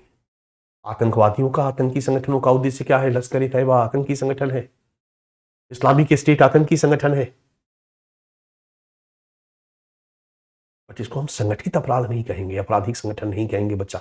है अपराधी करते हैं, ये भी अपराधी ही हैं, बट इनका उद्देश्य पैसा कमाना नहीं है, इनका उद्देश्य तो सामूहिक है। वामपंथी उग्रवाद का उद्देश्य क्या है? सामाजिक आर्थिक व्यवस्था को बदलना और एक नई सामाजिक आर्थिक व्यवस्था को स्थापित करना जो बिल्कुल समानता पर आधारित, राइट। धार्मिक आतंकवादी संगठन का उद्देश्य क्या है? इसे धर्म विशेष की मान्यताओं के अनुरूप सामाजिक व्यवस्था को बनाना। या राष्ट्रवादी आतंकवादी संगठन का उद्देश्य क्या है? एक आजाद देश की स्थापना करना। तो ये सामूहिक उद्देश्य को लेकर होता है, पैसा कमाना इनका उद्देश्य नहीं होता। लेकिन संगठित अपराध का एक ही उद्देश्य होता है, पैसा कमाना। जो मैनेजिंग डायरेक्टर है, जो इसने संगठन को बनाया है, उसका उद्देश्य है पैसा कमाना, और जो उसके मेंबर बनते हैं ना, उसका उद्देश्य भी होता है पैसा। और ये पैसा कमाने का इनका रास्ता लीगल तरीका नहीं है, इलीगल तरीका, अपराध के द्वारा आए। चौथा लक्षण,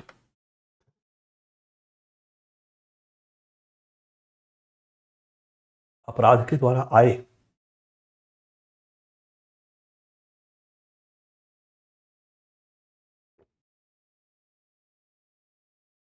विद्वानों ने संगठित अपराध का एक पांचवां लक्षण दिया है, हिंसा, धमकी और शक्ति प्रदर्शन।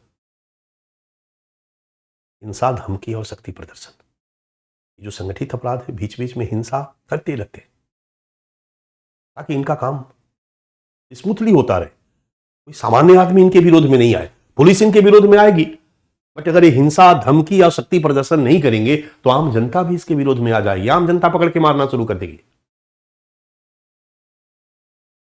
दाऊद इब्राहिम का एक भय होना चाहिए, खौफ होना चाहिए, तभी इनका संगठन चलेगा सुचारू रूप से।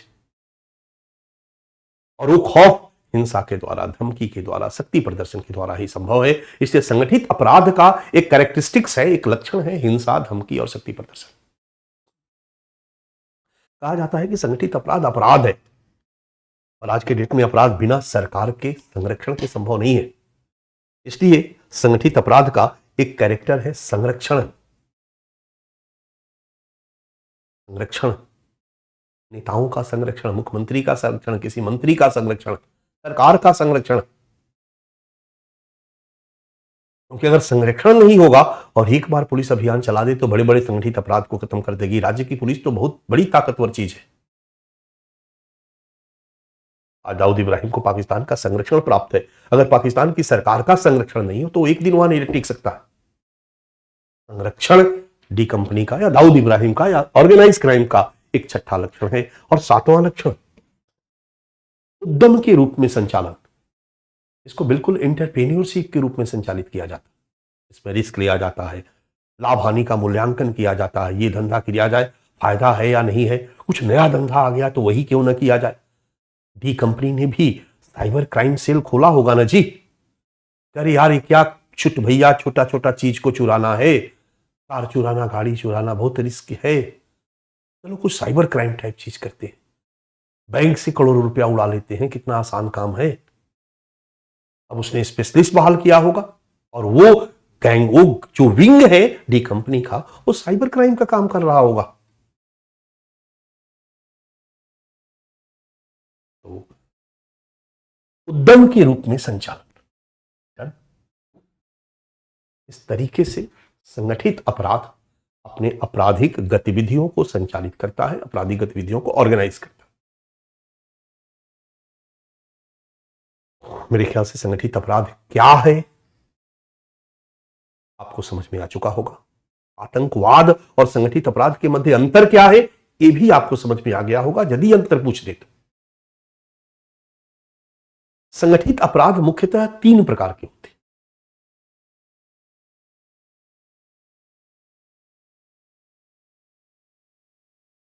व्यक्तिगत अपराध, ये तो अलग हो गया। संगठित अपराध मतलब समूह के द्वारा किया गया अपराध, और संगठन के द्वारा, संगठन के रूप में।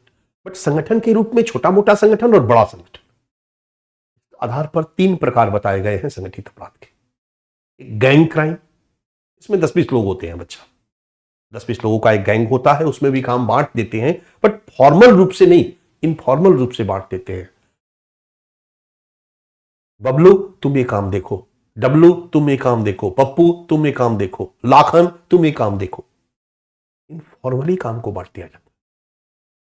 यहां पर भी कुछ संगठन होता है लेकिन बड़े स्तर पर नहीं होता। दूसरा है एक्सटॉर्शन, जबरन वसूली, गैंग क्राइम, जबरन वसूली। इसमें भी एक गैंग होता है, यहां पर भी प्रॉपर तरीके से अपराध नहीं, संगठित नहीं होता, बट प्रॉपर तरीके से संगठन दिखाई देता है सिंडिकेट क्राइम में। इसलिए इसी सिंडिकेट क्राइम को हम ऑर्गेनाइज्ड क्राइम भी, इसलिए कि सबसे बेस्ट एग्जांपल, हालांकि तीनों को हम ऑर्गेनाइज्ड क्राइम कहेंगे बच्चा, लेकिन सिंडिकेट क्राइम जो है ना, डी कंपनी एक सिंडिकेट क्राइम है। सिंडिकेट का मतलब होता है एक पूरा का पूरा नेटवर्क है इनका, 300, 400, 500, 1000, 5000, 10,000 लोग हैं। सोचो कि ऐसे ऐसे लोग हैं जो अपने इस आपराधिक क्रियाकलापों का संचालन करते हैं, तो इनका नेटवर्क, इनकी जो सदस्य संख्या है 2000, 3000, 4000, 7,000 तक सदस्य संख्या है।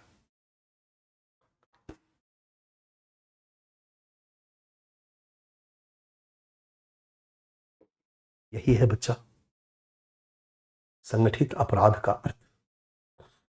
ये इंडिया के कंटेक्स्ट में नहीं, in general what is the meaning of organise crime, what is the meaning of terrorism, what is the difference organise crime and terrorism, type of terrorism, organise crime, ये सब जनरल चीजें। एक concept है बच्चा, और हम लोगों ने कंसेप्ट को समझ लिया। अब कंसेप्ट के बाद हम आते हैं, अब हम लोगों ने थोड़ा यहां पर आधा घंटा का, 1 घंटा का समय बर्बाद किया, बट एक समय बर्बाद नहीं है, प्रश्न पूछा जा रहा है। ये बात अलग है कि इससे ज्यादा प्रश्न नहीं है, बट प्रश्न प्रश्न है। और यूपीएससी में अगर सोचोगे कि कुछ छूट भी जाए तो काम चल जाएगा, ऐसा नहीं है। शॉर्टकट कंपटीशन है बच्चा, एक भी नहीं छूटना चाहिए। 15,000 लोग मेंस लिखते हैं, 1,000 पास करते हैं, 14,000 फेल होते हैं। 1,000 पास करते हैं देखते हैं, 14,000 फेल होते हैं नहीं देखते हैं। इसका मतलब है कि हमें सीरियसली लगना होगा, सीरियसली पढ़ना होगा।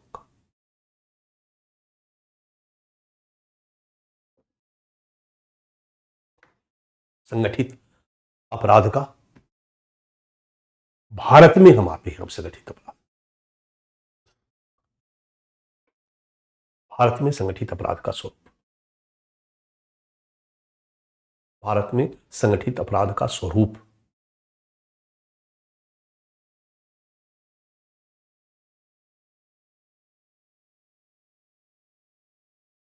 और मैंने आपसे क्या कहा कि भारत में संगठित अपराध की जैसे ही बात आती है तो एक ही शहर दिमाग में आता है, माया नगरी मुंबई। अगर फिल्म देखते हो तो हर बहुत सारी फिल्में बनाई गई है इस माया नगरी मुंबई में, ऑर्गेनाइज क्राइम के बारे में। कई वेब सीरीज बनाई गई है, कई फिल्में बनाई गई है। और जब माया नगरी मुंबई में ऑर्गेनाइज क्राइम कान में आता है तो आपके सामने ये तस्वीर सामने आती है।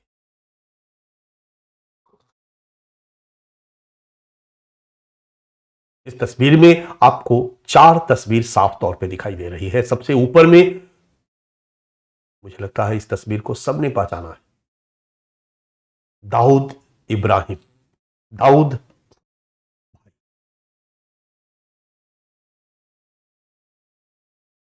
और ये जो दूसरी तस्वीर है ये है अमर नाइक। अमर नाइक को पुलिस ने एनकाउंटर कर दिया। दाऊद के बाद दो ही अपराधी सरगना थे, अमर नाइक और ये है अरुण गवली। दाऊद इब्राहिम जिंदा है, एट प्रेजेंट पाकिस्तान में। हमारी एजेंसियों की, सुरक्षा एजेंसियों के अनुसार अमर नाइक को मुंबई पुलिस ने एनकाउंटर कर दिया है, मार दिया है। और अरुण गवली भी धीरे धीरे लास्ट टाइम एक पॉलिटिकल पार्टी बनाकर अपने को अपराध में रहते हुए बचाने का प्रयास किए। जब दाऊद इब्राहिम दुबई चला गया, फिर पाकिस्तान चला गया, और फिर दाऊद इब्राहिम दुबई गया तो एक लंबे समय तक अपने ही गैंग के एक सदस्य के द्वारा अपने डी कंपनी को चलाने का प्रयास किया। ये बात अलग है कि बाद में छोटा शकील वगैरह के आ जाने से दाऊद इब्राहिम के गैंग का जो देखभाल करता था, छोटा राजन, नाम सुना होगा। छोटा राजन को प्रत्यार्पण संधि के तहत हमारी सरकार 3 साल पहले इंडिया लेकर आई, इंडोनेशिया से, और इंडिया लेकर आई और इंडिया के जेल में बंद है छोटा राजन। कालांतर में छोटा राजन का दाऊद गैंग के साथ काफी दुश्मनी हुई। ये छोटा राजन है।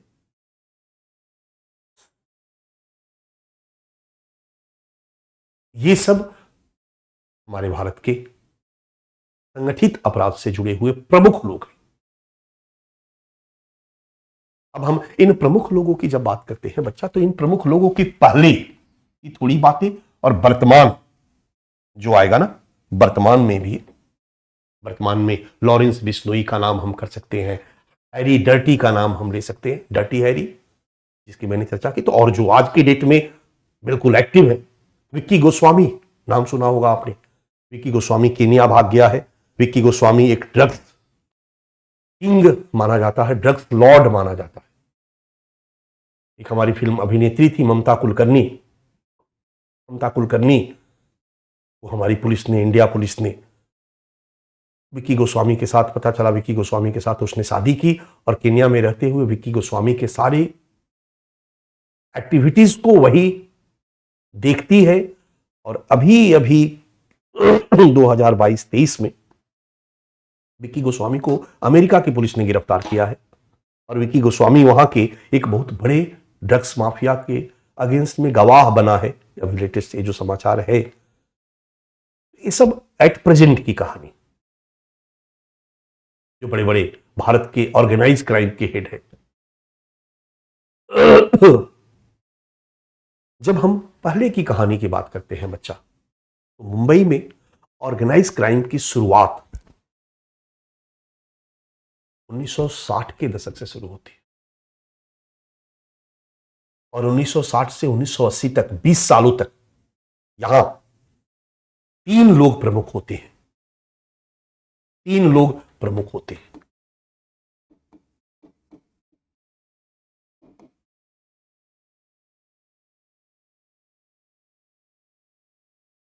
और इन्हीं तीनों के बीच मुंबई बांट दिया जाता है। और ये तीनों 20 साल तक, 1980 तक मुंबई के अपराध जगत के बेताज बादशाह होते हैं। ये 3 नाम है, इन तीनों पर भी कई फिल्में बनी हैं। मुंबई का सबसे पहला नाम, पहला डॉन हाजी मस्तान। दूसरा नाम, दूसरा डॉन जो उसी समय का है, पैरेलल रहता है, करीम लाला। और तीसरा वरदराजन मुदलियार। 20 वर्षों तक मुंबई पर इन्हीं का साम्राज्य था, कह सकते हो। अंडरवर्ल्ड डॉन के रूप में ये तीन थे और तीनों ने बड़े प्यार से आपस में मुंबई को बांट रखा था, और इतने प्यार से बांट रखा था जिसके कारण आपस में इनकी लड़ाई नहीं होती थी। और 80 के दशक में एक और नया नाम इसमें घुसता है और वो है दाऊद इब्राहिम। दाऊद इब्राहिम। और दाऊद इब्राहिम के घुसने से एक 80 के दशक में मुंबई में अंडरवर्ल्ड गैंगवार शुरू होता है। तब तक हमारे तीनों बादशाह बूढ़े हो चुके होते, और यहीं पर दाऊद इब्राहिम डी कंपनी को एस्टेब्लिश करता है। तो पहला नाम इसमें आपका, इसके पूर्व की कहानी, तब इनकी कहानी और तब बाद की कहानी संक्षेप में। हाजी मस्तान। हाजी मस्तान एक तस्कर था, ट्रैफिकिंग का काम करता था बच्चा। और उस समय ट्रैफिकिंग का काम ये ड्रग्स वर्ग्स की नहीं होती थी।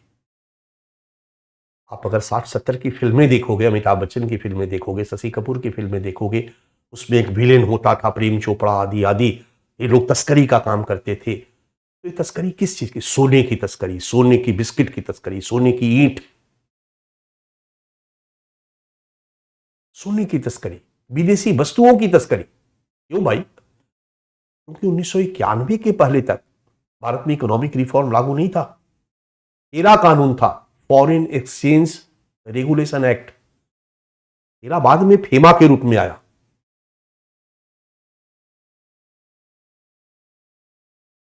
हमारी जो आर्थिक नीति थी, मैं समझा चुका हूं, याद करो, इंडियन सोसाइटी में जब मैं ग्लोबलाइजेशन पढ़ा रहा था, इकोनॉमिक रिफॉर्म पढ़ाया था, आजादी के बाद जो हमारी इकोनॉमिक पॉलिसी थी उसमें आयात प्रतिस्थापन नीति का पालन हम लोग करते थे। यानी हम विदेशों से वस्तुओं को आयात करने पर प्रतिबंध था। प्रतिबंध इनडायरेक्ट नहीं था, डायरेक्ट नहीं था, इनडायरेक्ट था। मतलब 200% तक टैक्सेस थे, 300% तक टैक्सेस थे, इंपोर्ट ड्यूटी। यानी इतना ज्यादा इंपोर्ट ड्यूटी हो जाता था कि विदेश से कोई लीगल तरीके से सामान मंगाता ही नहीं था। विदेशों से आने वाला सामान इतना महंगा हो जाता था लीगल तरीके से मंगाने पर। और हमारी सरकार ने ऐसी नीति इसलिए अपनाई थी क्योंकि बंद व्यापार नीति थी। आयात प्रतिस्थापन का मतलब होता है जिन वस्तुओं का हम इंपोर्ट कर रहे हैं उनको हम इंडिया में ही प्रोडक्ट प्रोड्यूस करें। तो 1991 में जब हमने इकोनॉमिक रिफॉर्म किया तो हमने आयात प्रतिस्थापन नीति को खत्म किया, इंपोर्ट ड्यूटी को हटा करके बहुत कम कर दिया और इंपोर्ट को प्रोत्साहित किया, विदेशी व्यापार को प्रोत्साहित किया। ये सब चर्चा हम कर चुके हैं बच्चा। तो चूंकि उस समय विदेशों से आने वाली चीज बहुत महंगी हो जाती थी, इसलिए लोग विदेशों की चीजों का स्मगलिंग करते थे, smuggler. So you can say कि Haji Mastan was a smuggler, बड़ा स्मगलर।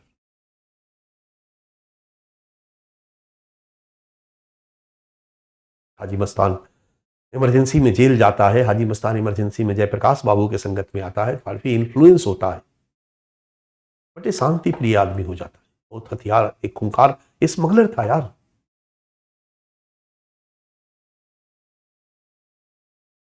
और उसी समय करीम लाला और वरदराज मुदलियाल को इसी ने प्रमोट करके आगे बढ़ाया। करीम लाला और वरदराजन मुदलियाल, हाजी मस्तान ने उनको सपोर्ट किया। हाजी मस्तान धीरे धीरे स्मगलिंग का पैसा धीरे धीरे उन दोनों को आगे करके करना शुरू किया। पार्टनर के रूप में था। करीम लाला के ही सहयोग से मुंबई को 3 भाग में बांट दिया गया और तीनों ने बड़ा स्मूथली 80 तक मुंबई पर राज किया।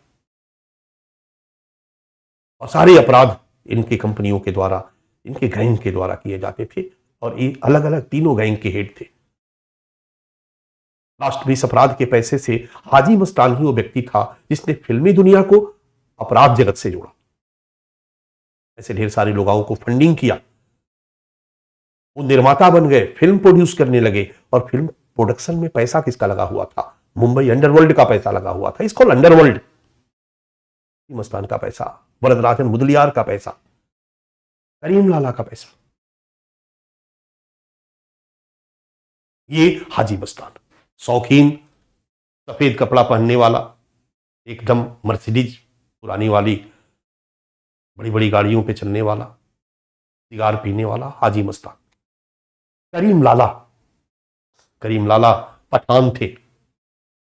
और 60-70 के दशक में ढेर सारे व्यापारी, मारवाड़ी, पारसी, सेठ लोग थे जो सूद पे पैसा बांटते थे। सूद पे पैसा बांटते थे और कई बार जब डिफॉल्टर जो हो जाता था, पैसा नहीं लौटाता था, तो ये लोग लठैत मुस्तंडे रखते थे जो पैसा वसूलने का काम करता था। घर बनाना है, कुछ पैसा उधार दे दीजिए, ठीक है, 10%, 5% सूद पर होता है ना, 5% सैकड़ा, 5 रुपए 10 रुपए सैकड़ा। अभी भी मजदूरों वगैरह को कई जो महाजन है वो पैसा देते। अब तो कानून बना करके इस तरह की चीजों को गैर कानूनी घोषित कर दिया गया, बट पहले बहुत सारी इस तरह की सूदखोरी हुआ करती थी और ये लोग सूद पर पैसा बांटते थे। और पैसा वसूलने के लिए इनको मोटे लंबे लंबे आदमी चाहिए होते थे। अफगानिस्तान में पैदा हुआ करीम लाला, धीरे धीरे इसका परिवार मुंबई आ गया और मुंबई में आने के बाद इसने उसी मुस्टंडा के रूप में अपना धंधा शुरू किया, पैसा वसूलने वाला लंबा चौड़ा पहलवान टाइप का आदमी। और धीरे धीरे धीरे धीरे ये इसकी महत्वाकांक्षा बढ़ी और ये हाजी मस्तान के संपर्क में आया और धीरे धीरे माफिया डॉन बन गया। और हाजी मस्तान ने एक एरिया मुंबई का इसको दे दिया, इसको करीम लाला। हाजी मस्तान की डेथ 94 में हुई।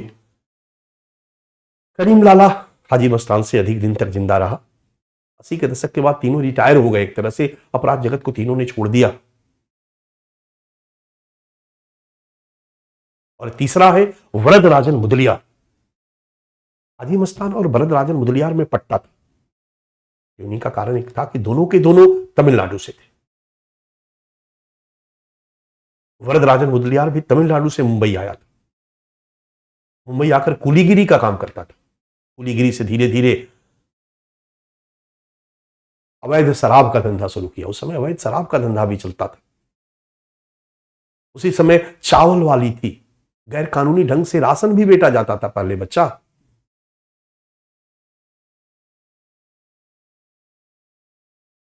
अवैध शराब से धीरे धीरे धीरे धीरे करीम लाला ने ये हाजी मस्तान ने इसको आगे किया, सपोर्ट किया।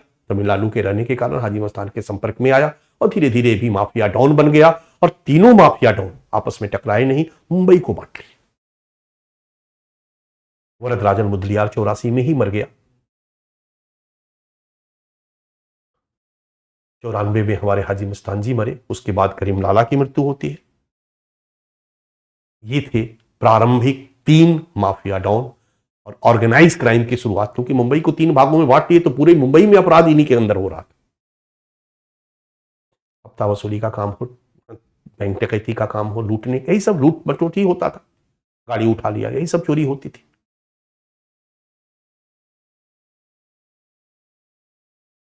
और इसी में एक कांस्टेबल के बेटे के रूप में दाऊद इब्राहिम के पिताजी मुंबई पुलिस में कांस्टेबल थे, हेड कांस्टेबल थे, उन्हीं के बेटे थे दाऊद इब्राहिम।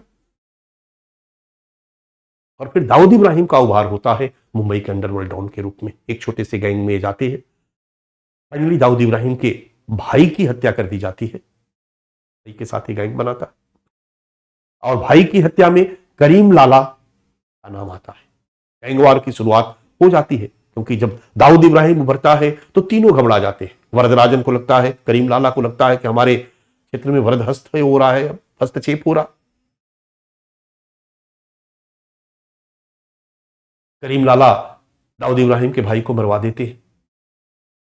दाऊद इब्राहिम और बौखलाता है और करीम लाला के भाई को हत्या कर दी जाती है। 80 के दशक की कहानी शुरू हो चुकी है।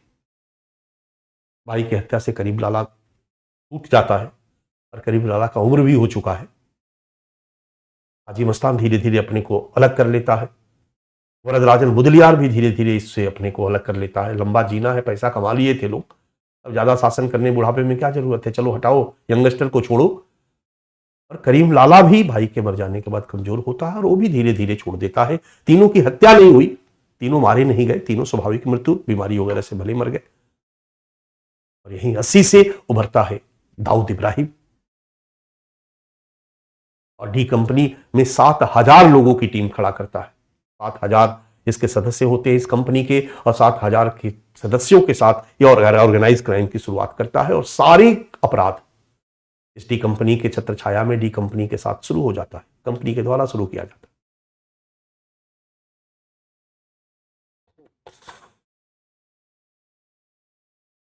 छियासी में जब पुलिस का दबाव, प्रेशर इस पर बनता है तो ये दुबई भाग जाता है और फिर दुबई में धीरे धीरे रहने की आदत पड़ती है और दुबई में रहते हुए छोटा राजन को ये आगे करता है और छोटा राजन को आगे करके अपना गैंग चलाना शुरू कर देता है। और दाऊद इब्राहिम के पैरेलल 2 और अपराधी होते हैं, दाऊद इब्राहिम, और दाऊद इब्राहिम के पैरेलल एक अरुण गवली और एक अमर नाइक। अरुण गवली और अमर नाइक दोनों मिले होते हैं और दाऊद इब्राहिम से दोनों टक्कर लेते हैं। दाऊद इब्राहिम और अरुण गवली में एकदम जानलेवा दुश्मनी हो जाती है, वर्चस्व की लड़ाई, क्योंकि उसी मुंबई में अंडरवर्ल्ड में अरुण गवली भी अपना नाम खड़ा कर चुका है और दाऊद से पहले खड़ा कर चुका था। दाऊद अचानक तेजी से आता है तो स्वाभाविक सी बात है कि अरुण गवली से टकराव होगा। दोनों का जन्म 1955 में होता है, दोनों की उम्र लगभग सेम है, 1955 में दोनों का जन्म है।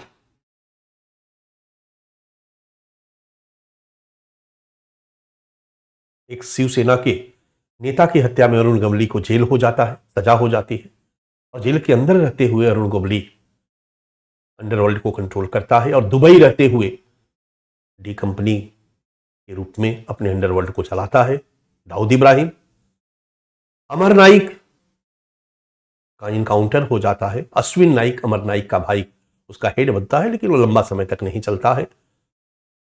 अब मुंबई अंडरवर्ल्ड में टॉप बादशाह डी कंपनी, दाऊद इब्राहिम, और अरुण गवली जो है वो बड़ा क्लियर है, जेल में रहते हुए बार बार दोनों के लोगों के बीच टकराव होता है। दाऊद इब्राहिम के लोग अरुण गवली के लोगों को मारते हैं, अरुण गवली के लोग दाऊद इब्राहिम के लोगों को मारते हैं। इसी टकराव के साथ 90 का दशक अंडरवर्ल्ड का निकलता है और 90 के दशक में ऑर्गेनाइज क्राइम बहुत तेजी से बढ़ता है। तो किसी 90 के दशक में, ध्यान से सुनो, कुछ आतंकी संगठनों को पैसा की जरूरत होती है। मैंने बताया था ना कि 1989 में सोवियत संघ अफगानिस्तान से चला जाता है। अमेरिका को फंडिंग अमेरिका नहीं करती। अब अमेरिका को किसी आतंकी संगठन को फंडिंग करने की जरूरत नहीं होती है। आतंकी संगठन बेचारे बेरोजगार हो जाते हैं, पैसे की जरूरत होती है और तब आतंकी संगठन तस्करी का काम शुरू करते हैं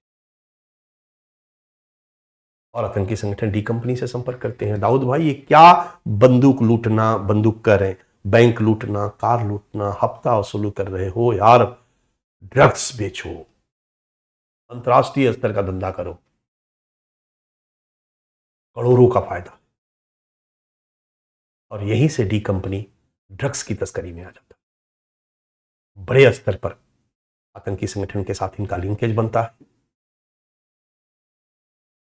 और दुबई और पाकिस्तान रहते हुए दुबई से फिर पाकिस्तान जाता है और पाकिस्तान में ही अपना डेरा डंडी डालता है और वहीं से ये इंडिया के डी कंपनी के रैकेट को चलाता है। राजन, छोटा राजन की बात 93 तक, और 93 में जब मुंबई बम विस्फोट होता है बच्चा, तो छोटा राजन सांप्रदायिक सोच के साथ अलग हो जाता है, क्योंकि जब तक पैसा कमाने के लिए डी कंपनी काम कर रहा था तब तक छोटा राजन था। जब हिंदू मुस्लिम सांप्रदायिकता की सोच के साथ इस्लामिक टेररिस्ट ऑर्गेनाइजेशन के द्वारा मुंबई में बम अटैक किया जाता है, आतंकी हमला किया जाता है और यह आतंकी हमला को लीड डी कंपनी करता है लश्कर तैयबा के साथ मिलकर के। लश्कर तैयबा, हाफिज सईद जो दाऊद इब्राहिम के संपर्क करते हैं। इस बात को लेकर के राजन, छोटा राजन में दाऊद इब्राहिम में बिगड़ जाता है। लोग कहते हैं कि दाऊद इब्राहिम के जो और सदस्य भाई परिवार के लोग थे उनके कारण छोटा राजन से बिगड़ता है। टाइगर मेमन और फिर जो सदस्य थे, छोटा शकील डोमिनेंट बनने का काम करता है तो राजन को क्योंकि दाऊद इब्राहिम के बाद छोटा राजन ही देख रहा था, तो धीरे धीरे छोटा राजन डी कंपनी को छोड़ देता है और फिर डी कंपनी और छोटा राजन के बीच दुश्मनी बढ़ जाती है। छोटा राजन को भारत की पुलिस इंडोनेशिया से 2-3 साल पहले पकड़ कर लाई, वो भारत के जेल में है कि प्रत्यार्पण संधि थी इंडोनेशिया से। अब सब कुछ मैं बता चुका हूं, बहुत सारी बातें। ये है छोटा राजन।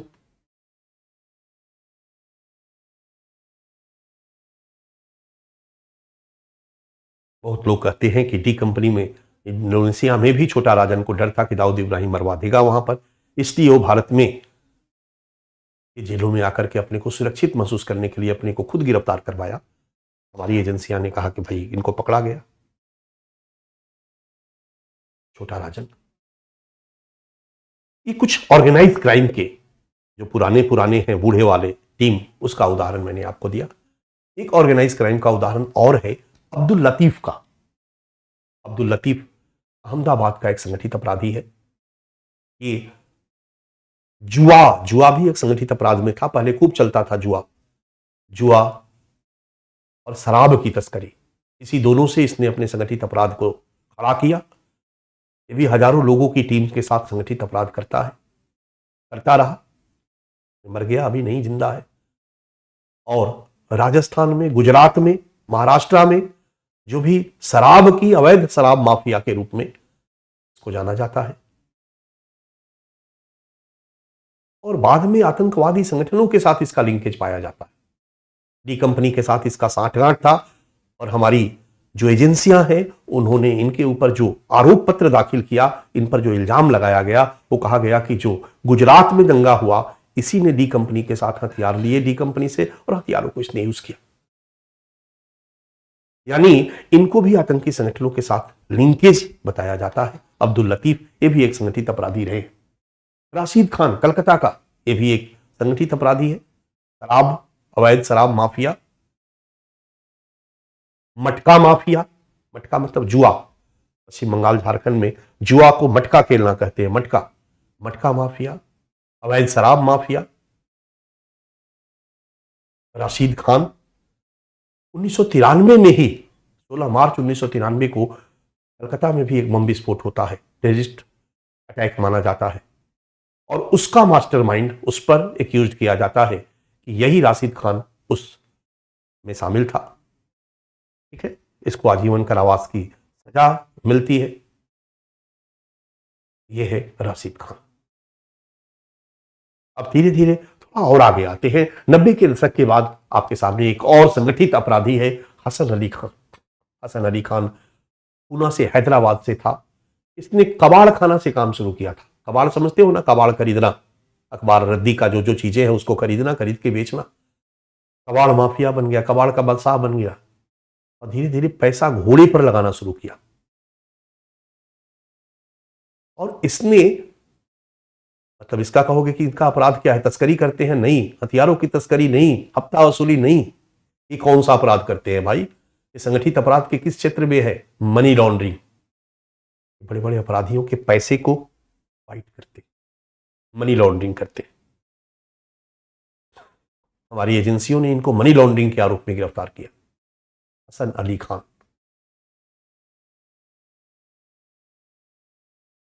एक घोड़ा पे पैसा लगाया जाता है ना, जुआ का एक तरीका है। घुड़दौड़, कैसीनो, घुड़दौड़ सुना होगा आपने। इसने घुड़दौड़ का काम शुरू किया, और घुड़दौड़ में लोगों का पैसा लगवा करके उनके ब्लैक मनी को व्हाइट करने का काम शुरू किया। अब घुड़दौड़ मनी लॉन्ड्रिंग का कैसे तरीका है, ये मैं मनी लॉन्ड्रिंग तुरंत पढ़ाने वाला हूं, वहां पर मैं आपको समझा दूंगा। But money laundering king, money laundering mafia, अंतरराष्ट्रीय स्तर का हथियारों का बहुत बड़ा तस्कर, ब्रोकर। आपने नाम सुना होगा अदनान खशोगी। कहा जाता है कि अदनान खशोगी का पैसा व्हाइट करने में हसन अली खान का बहुत बड़ा योगदान था। हसन अली खान भारत के कई बड़े बड़े आपराधिक गिरोहों के, ऑर्गेनाइज क्राइम के पैसे को धुलाई करता है, ब्लैक मनी से व्हाइट मनी करता रहा है। जब हमारी एजेंसियों ने इनको पकड़ा तो इन पर करोड़ों रुपए का टैक्स पकाया, जो सब मनी लॉन्ड्रिंग में पाया गया। अब जब हमने अदनान खशोगी का नाम दिखाया, जो हथियारों का डीलर था, एक बहुत तस्कर भी माना जाता है, डीलर भी, हथियारों की खरीद में भी ये मध्यस्थ का काम करता है। भारत को हथियार खरीदना है अमेरिका से तो एक मीडिएटर का काम करता है। ड्रग्स तस्कर, अगर हम अंतर्राष्ट्रीय स्तर पर ड्रग्स तस्करी की बात करते हैं तो खुंसा के नाम के बिना चर्चा अधूरा होगा। खुंसा, मैंने कहा था ना गोल्डन ट्रायंगल, याद करो, म्यांमार, चर्चा मैंने किया था, म्यांमार, थाईलैंड, वो जो इलाका है अफीम की खेती होती है, ड्रग्स की तस्करी होती है, उसका बेताज बादशाह था खुंसा। खुंसा इस तरह से ये सब बड़े बड़े संगठित अपराधी रहे। लेटेस्ट में हम आ गए विक्की गोस्वामी, ड्रग्स की तस्करी का एक संगठित अपराधी, ड्रग्स किंग, ड्रग्स लॉर्ड्स के नाम से प्रसिद्ध। इसके बारे में मैंने चर्चा की। अभी केनिया में, इंडिया से भाग करके केनिया में रह रहा था मुक्ता कुलकर्णी के साथ, फिर अमेरिका में पुलिस ने पकड़ा है और फिर वहां गवाह बना है। गवाह बना है अभी हाल की घटना। विक्की गोस्वामी, हरीश कुमार रमन लाल पटेल उर्फ डर्टी हैरी, इसकी चर्चा मैंने अभी अभी की। फरवरी में ही इसको शिकागो पुलिस ने, फरवरी 2024 में इसको शिकागो पुलिस ने गिरफ्तार किया। ये ह्यूमन ट्रैफिकिंग का माफिया डॉन है, इस पर आरोप लगाया गया।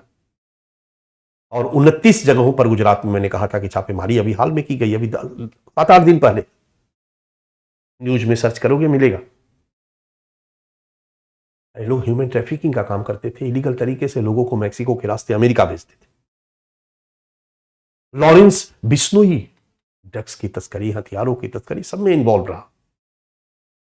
कॉन्ट्रैक्ट किलिंग, सुपारी लेके मारना, सुना होगा आपने, अभी अभी इसी ने धमकी दी थी सलमान खान को मारने की, काफी मीडिया में चर्चा में था।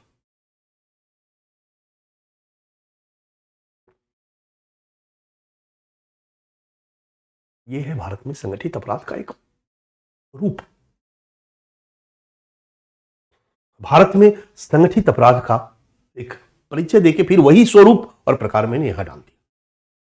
अब इसको हम ऐसे नहीं लिखेंगे। एक तो मैंने एक मोटा मोटी चर्चा की, भारत में संगठित अपराध का जो प्रचलित रूप है, उस प्रचलित रूप में अगर हम अलग अलग रूपों की चर्चा करें, पूछा है ना भारत में संगठित अपराध के प्रकारों की चर्चा करें, तो अगर प्रचलित प्रकार भारत की अगर बात करते हैं, प्रकार तो कई हो गए।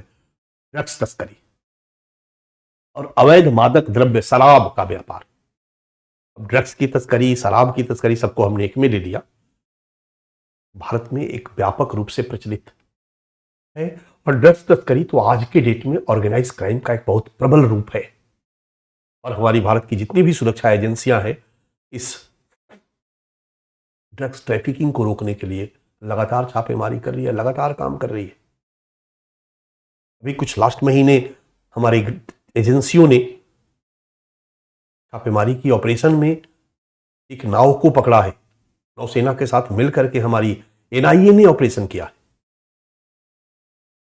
क्योंकि एनआईए भी इसमें जाएगी ना जांच करने, ऑपरेशन करने। ईडी ने ऑपरेशन किया, सुरक्षा एजेंसियों ने एक मिलकर के टीम तैयार किया गया और ढेर सारे ड्रग्स पकड़े गए। ये ड्रग्स चाबाहार से आ रहे थे। चाबाहार कहां? ईरान में। चाबाहार से नाव के रास्ते इंडिया में लाया जा रहा था। अब ये लेटेस्ट घटना है। ड्रग्स तस्करी और अवैध मादक द्रव्य या शराब का व्यापार। कुछ नाम ऑर्गेनाइज क्राइम जब मैं बता रहा हूं तो उदाहरण दे रहा हूं। छोटा राजन, बाद में दाऊद इब्राहिम से अलग होकर के छोटा राजन जब गैंग चलाने लगा, इसके गैंग में 800 लोग थे और ड्रग्स तस्करी का काम करता था। दाऊद इब्राहिम, 7000 इसके गैंग में लोग हैं, जो एजेंसियां कहती हैं इसके गैंग में 7000 लोग हैं।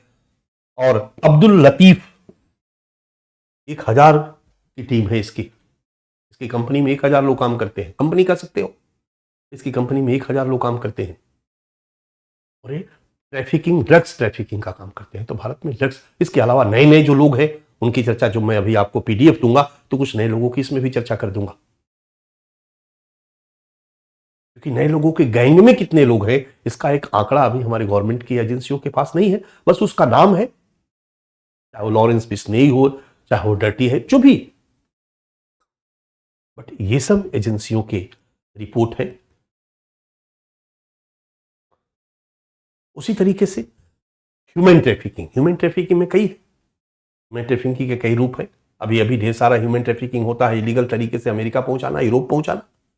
एक ह्यूमन ट्रैफिकिंग है जहां बच्चे की ट्रैफिकिंग करके, ये भी बहुत बड़ी समस्या के रूप में उभर कर सामने आई है। सुप्रीम कोर्ट तक ने इसको रोकने के लिए निर्देश दिया है हमारी सरकार को, सरकार इस पर कानून बना रही है।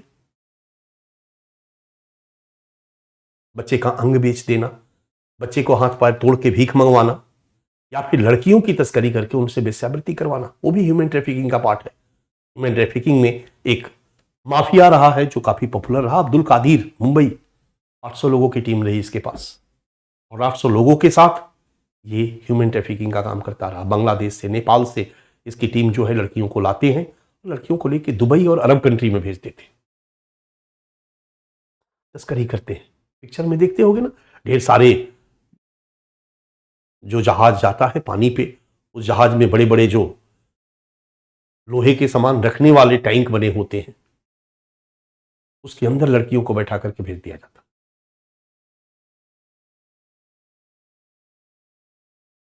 मानव तस्करी पर हम अलग से टॉपिक बना दिए हैं, ड्रग्स की तस्करी पर हम अलग से टॉपिक बना दिए हैं। एशिया में मानव तस्करी में भारत पहले स्थान पर है, और भारत में महाराष्ट्र आज के डेट में पहले स्थान पर है।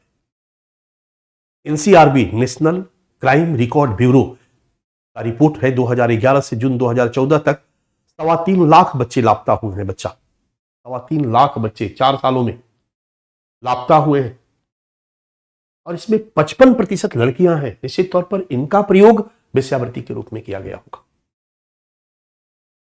भारत में वेश्याएं, आंकड़े बताते हैं, 1 लाख मुंबई में है, 1 लाख कलकत्ता में है, 40,000 दिल्ली में है, और इनमें 70% जो वेश्याएं हैं वो मानव तस्करी के द्वारा लाई गई है, नेपाल से लाई गई है, बांग्लादेश से लाई गई है।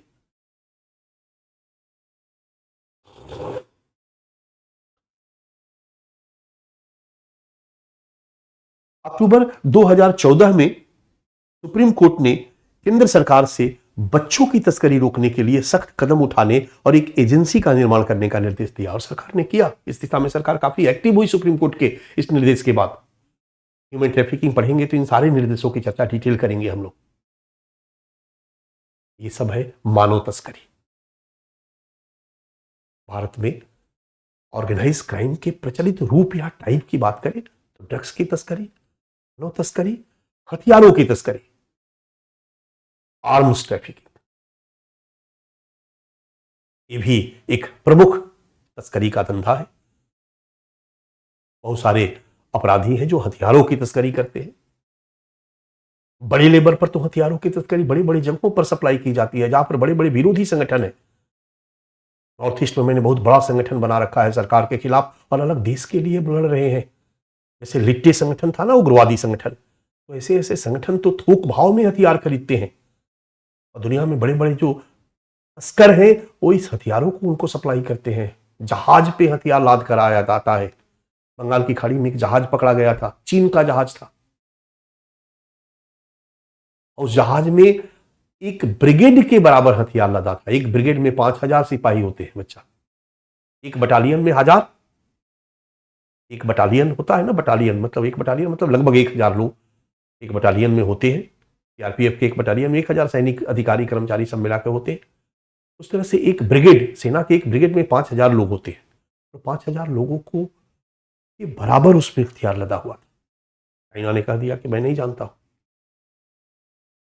चाइना के प्राइवेट कंपनी के नाम से वो जहाज था, हमारी पुलिस ने पकड़ा। इस लेवल पर भी हथियारों की तस्करी होती है, छोटे लेवल पर भी होती है। मैंने 2 नाम दे दिया आपको।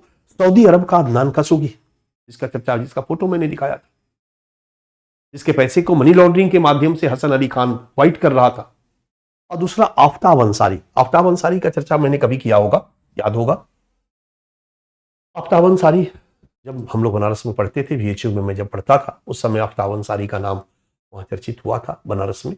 यह एक नया लड़का अपराध जगत में उतर के सामने आया था। धीरे धीरे एक किडनैपिंग का काम शुरू कर दिया, मर्डर करने का काम शुरू कर दिया, सुपारी किलिंग का काम शुरू कर दिया, अपहरण और कॉन्ट्रैक्ट किलिंग, के साथ धीरे धीरे इसने अपना नाम बनाया।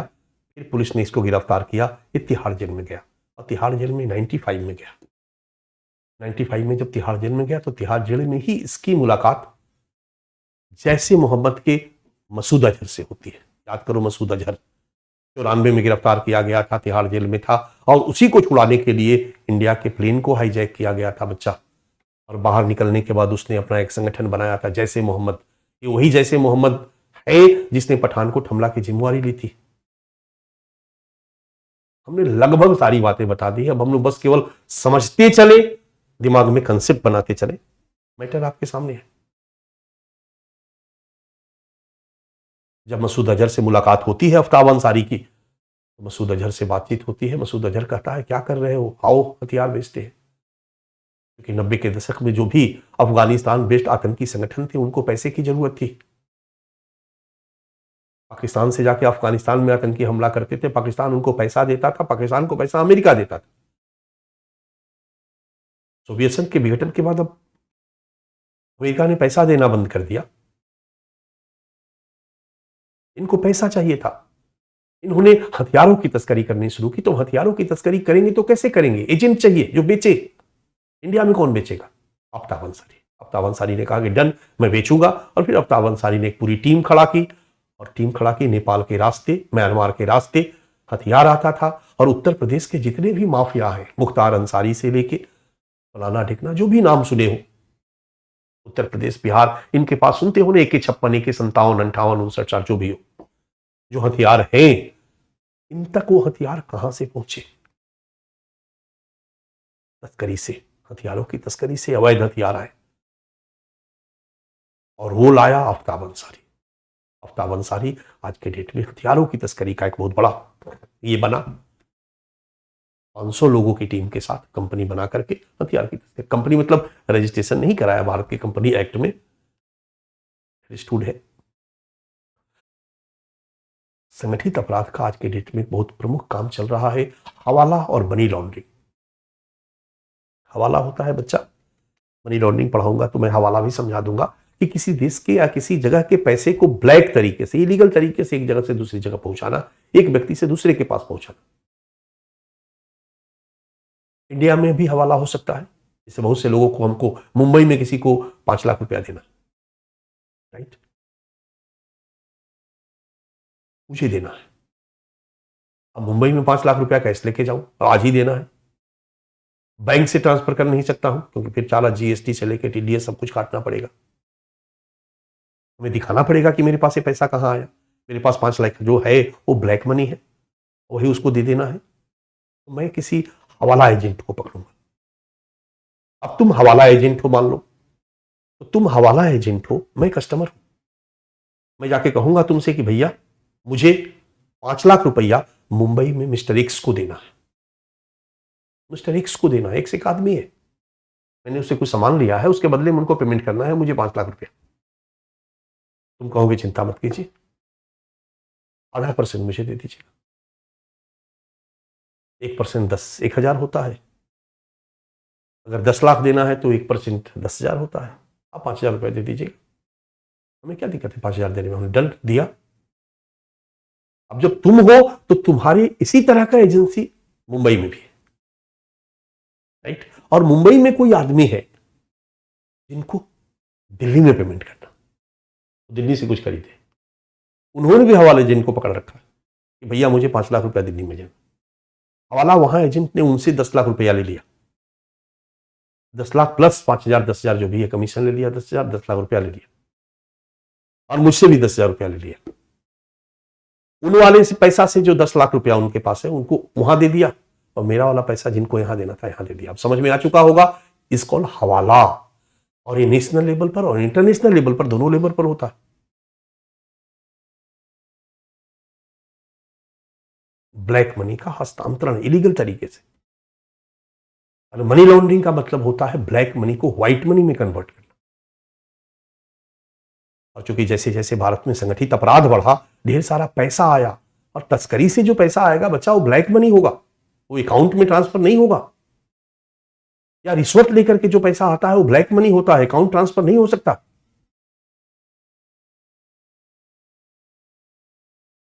केजरीवाल जी पर मनी लॉन्ड्रिंग का आरोप लगा, बहुत सारी चीजें हैं मनी लॉन्ड्रिंग के अंतर्गत जो मैं समझाऊंगा। तो आजकल जितना ब्लैक मनी आएगा लोगों के पास, व्हाइट करने की तत्परता भी बनी रहेगी, नहीं तो फिर बिस्तर के नीचे वो ब्लैक मनी सड़ जाएगा यार, यूज नहीं कर पाओगे।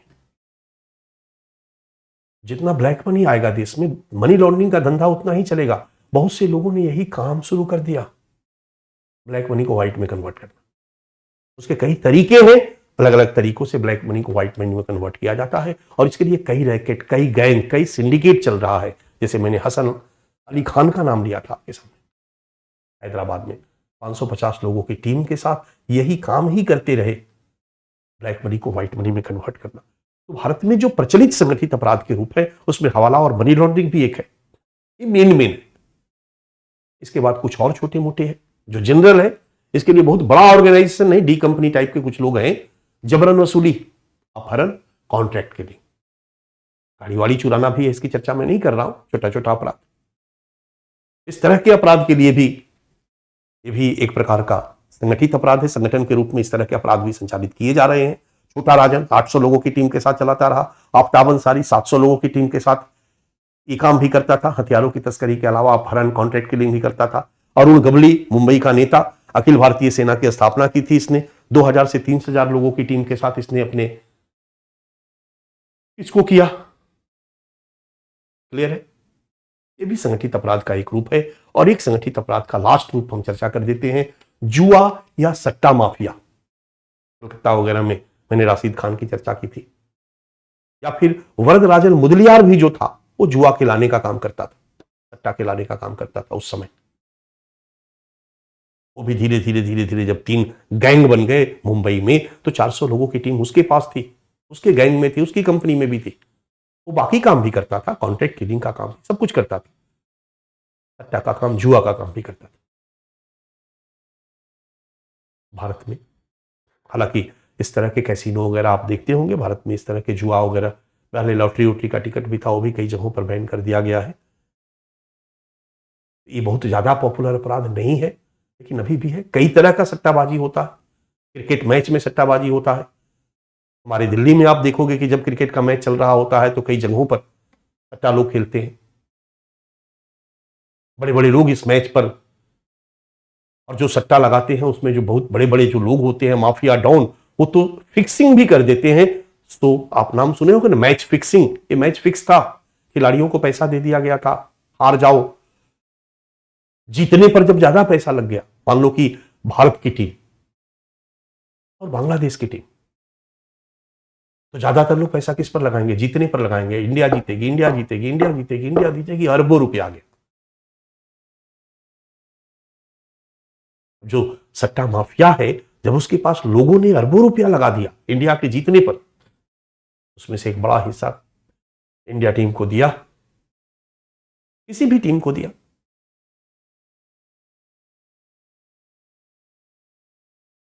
मैच फिक्स कर दिया कि हार जाना है, जीतना नहीं है, हारा, अरबों रुपया का फायदा। समझ में आ रहा? ये है सट्टा। तो आज जुआ सट्टा का धंधा भी है, जो गैर कानूनी धंधा है, संगठित अपराध के रूप में चलाया जाता है, और ये भी भारत में संगठित अपराध का एक प्रमुख रूप है। डन। मैंने 2 टॉपिक आपको क्लियर कर दिया, आतंकवाद का अर्थ और रूप, भारत में प्रचलित संगठित अपराध का अर्थ, लक्षण, और भारत में प्रचलित स्वरूप। भारत में एक रूपरेखा संगठित अपराध का प्रचलित स्वरूप मैंने आपको दिखाया। अब आपके सामने एक प्रश्न है जो टॉपिक का नाम है, संगठित अपराध और आतंकवाद के मध्य संबंध, linkage of organise crime with terrorism. Syllabus में ही नाम दिया गया।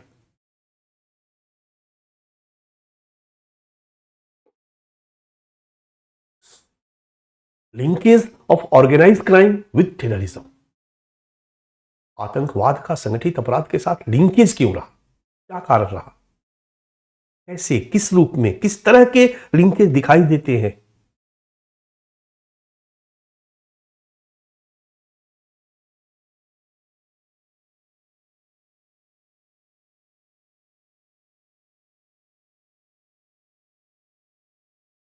भारत में जब हम संगठित अपराध का आतंकी संगठनों के साथ लिंकेज देखते हैं बच्चा, तो ये लिंकेज हम लोगों को 4 तरीके से दिखाई देते हैं। 4 आधारों पर ये लिंकेज देखे जा सकते हैं। सबसे पहले तो कोई किसी के साथ संबंध क्यों बनाता? जब तक कुछ फायदा नहीं होगा तब तक हम आपके साथ नहीं जुड़ेंगे, आप हमारे साथ नहीं जुड़ेंगे। बड़ा क्लियर है। कोई फायदा दिखाई देना चाहिए। तो किन किन फायदों के आधार पर संगठित अपराध और आतंकवादी संगठन एक दूसरे से जुड़ते हैं? आतंकी संगठनों की वो कौन सी आवश्यकताएं हैं, कौन सी जरूरत है जो संगठित अपराधियों के साथ उनको गठजोड़ बनाने के लिए विवश करते हैं? या संगठित अपराधियों की वो कौन सी जरूरतें हैं जिसके कारण वो आतंकवाद से जुड़ जाते हैं, आतंकी संगठनों से संबंध स्थापित करते हैं? इंडिया के कंटेक्स्ट में अगर हम देखें, 90 के दशक में पाया गया कि आतंकी संगठन और संगठित अपराध एक दूसरे के निकट आए, एक दूसरे से जुड़ गए तो दोनों को एक दूसरे की ताकत का फायदा मिला। आतंकवादियों की जो ताकत है उसका फायदा संगठित अपराध को मिला, और संगठित अपराधियों की जो ताकत है उसका फायदा आतंकी संगठनों को मिला।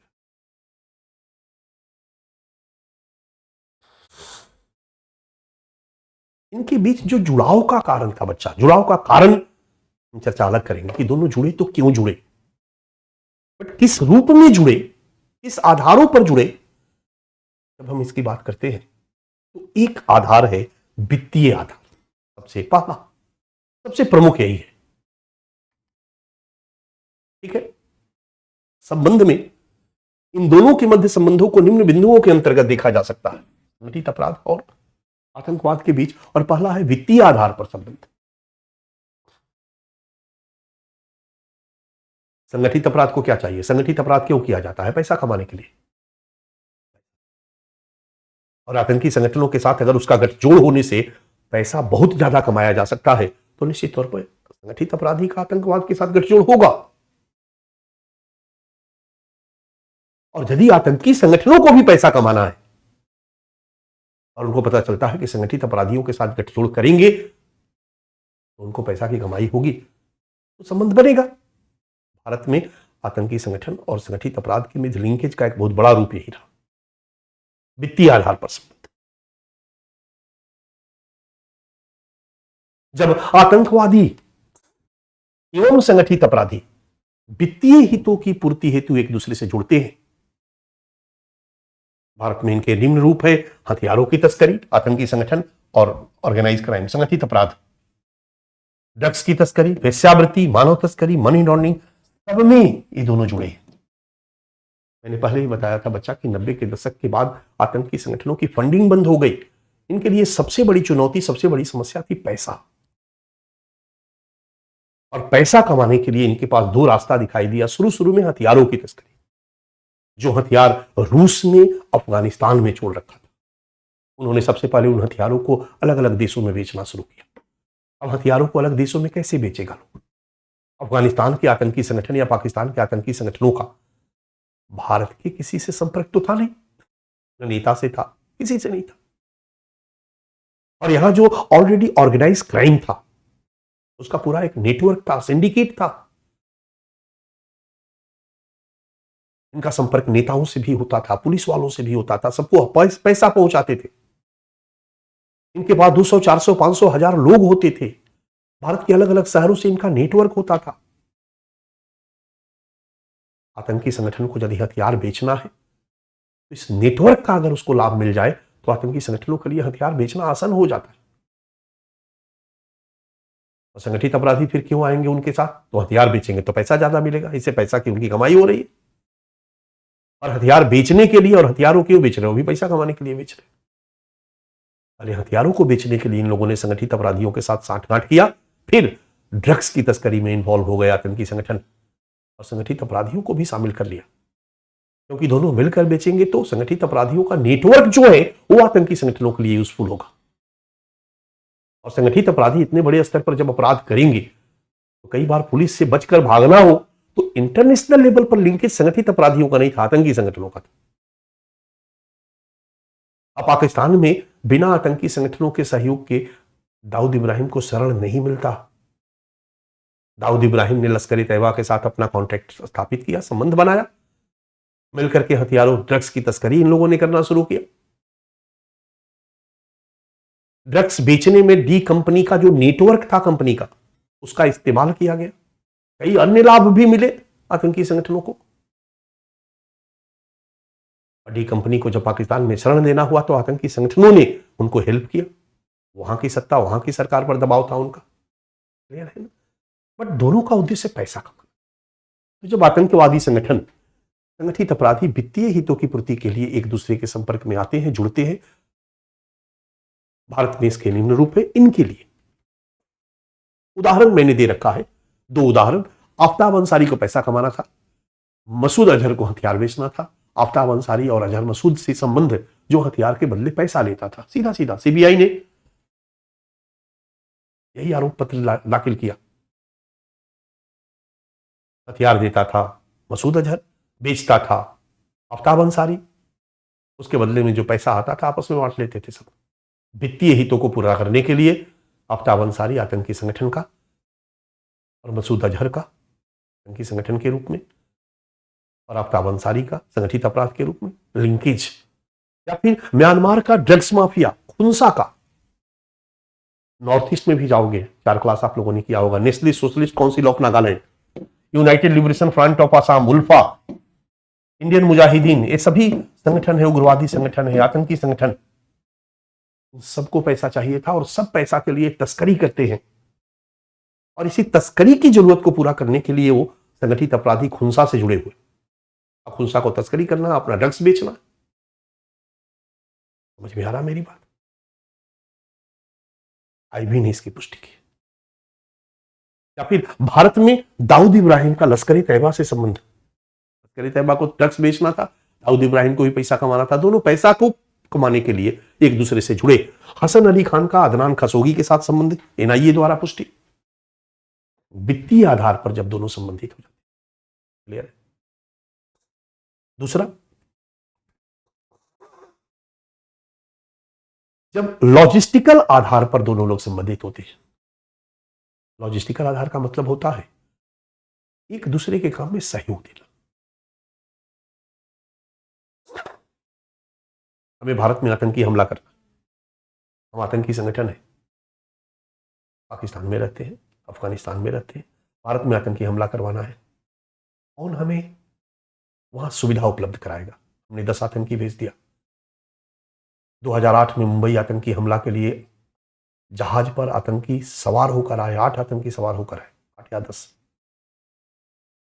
कसाब उसमें शामिल था। बट उनको उतरने पर फ्लाइट कोई दिलवाया होगा, गाड़ी कोई दिलवाया होगा, कोई जुगाड़ किया होगा ना। कैसे पता होगा वहां के बारे में, कहां कहां जाना है, कहां रहना है, कैसे क्या करना है? फोन किसी ने दिलवाया होगा, मोबाइल नंबर आदि आदि। इस तरह के काम के लिए भी बहुत सारी सुविधाएं चाहिए होती है। संगठित अपराध से लिंकेज होने पर संगठित अपराधी जो है वो उनको सारी सुविधाएं दे देते हैं ताकि उनके उद्देश्य को पूरा करना आसान हो जाए, राइट। यह है लॉजिस्टिकल फैसिलिटी उपलब्ध कराना। और संगठित अपराधियों को भी जब कभी देश छोड़ के भागना होता है तो विदेशों में रहने का जगह, रहने की व्यवस्था ये आतंकी संगठन करा देते हैं।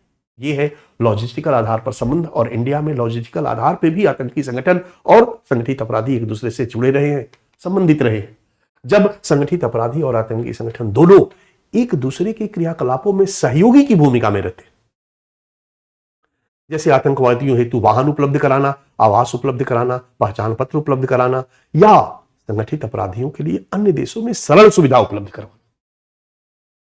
एक ने दूसरे को लॉजिस्टिकल सपोर्ट किया, दूसरे ने पहले को लॉजिस्टिकल सपोर्ट किया, दोनों जुड़ गए। उदाहरण भी हमने दे रखा है आपको।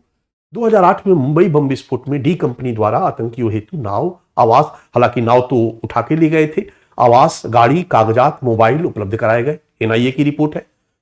या चांदनी चौक के कंवर नैन पथरीजा ने 2011 के मुंबई बम ब्लास्ट मामले में दुबई से हवाला द्वारा 10 लाख रुपया प्राप्त किया।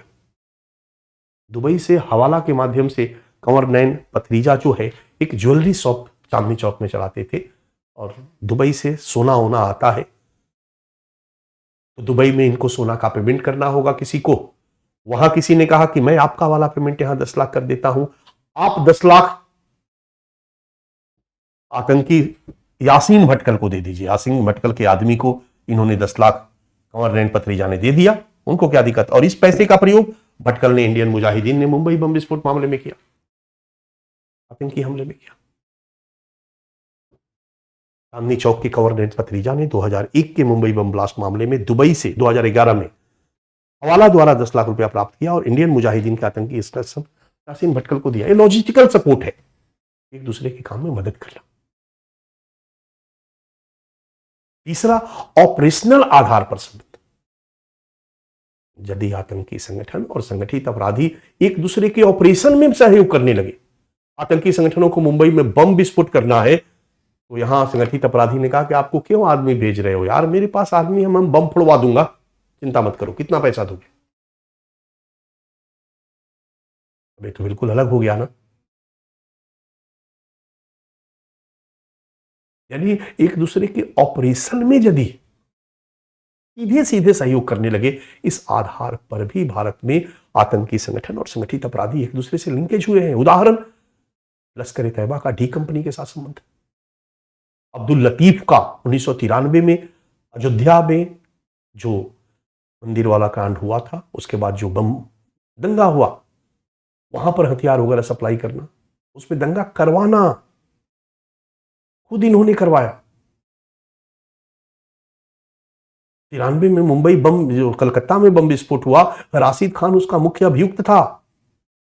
राशिद खान वहां संगठित अपराधी था, आतंकी नहीं था, लेकिन आतंकी संगठनों के लिए काम किया, उनसे पैसा लिया और उनके लिए काम किया, क्योंकि संगठित अपराधी था, उसको पैसा चाहिए था, पैसा दो बम फोड़वा दो। जब एक दूसरे के ऑपरेशन को प्रत्यक्ष रूप से पूरा करने के लिए आतंकवादी और संगठित अपराधी एक दूसरे से संबंधित रहते हैं, ये भी भारत में देखा जाता है। अब्दुल लतीफ ने 1993 में अयोध्या कांड के बाद दंगा हेतु हथियार दाऊद इब्राहिम से प्राप्त किया और बाद में इसको दंगा और मुंबई बम कांड में प्रयोग किया। या कलकत्ता के रशीद खान, जो 1993 के कलकत्ता बम धमाका का मुख्य अभियुक्त था, इंडियन मुजाहिदीन से संबंधित पाया गया, यानी इंडियन मुजाहिदीन के लिए उसने बम विस्फोट किया। ये बच्चा 3 प्रमुख रहा है भारत में, आतंकी संगठन और संगठित अपराध सिंडिकेट जो गिरोह है, उनके बीच लिंकेज के रूप का। इन आधारों पर ये दोनों एक दूसरे से जुड़े। एक चौथा आधार है वैचारिक साम्यता। वैचारिक साम्यता, मान लो कि लश्कर ए तैयबा जय इस्लाम के नाम पर बम विस्फोट करवाता है, हिंदुओं को मरवाता है।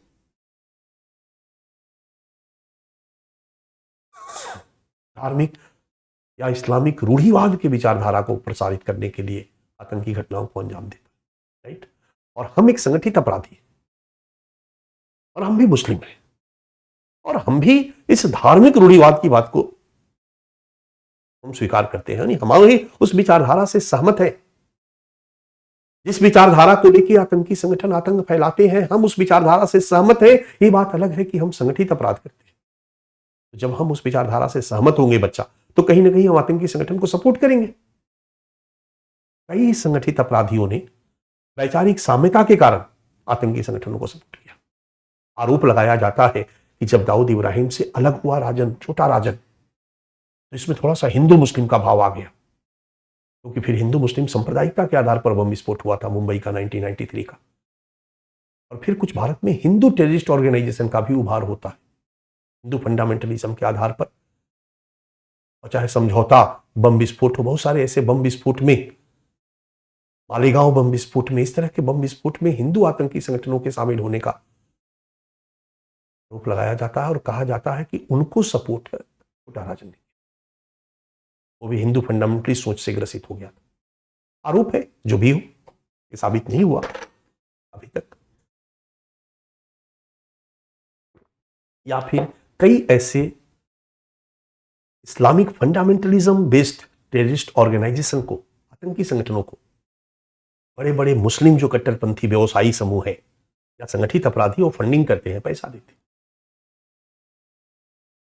वैचारिक साम्यता ने भी भारतीय संगठित अपराध को आतंकवाद से संबंधित कर दिया। उदाहरण, भारत के कश्मीरी आतंकवाद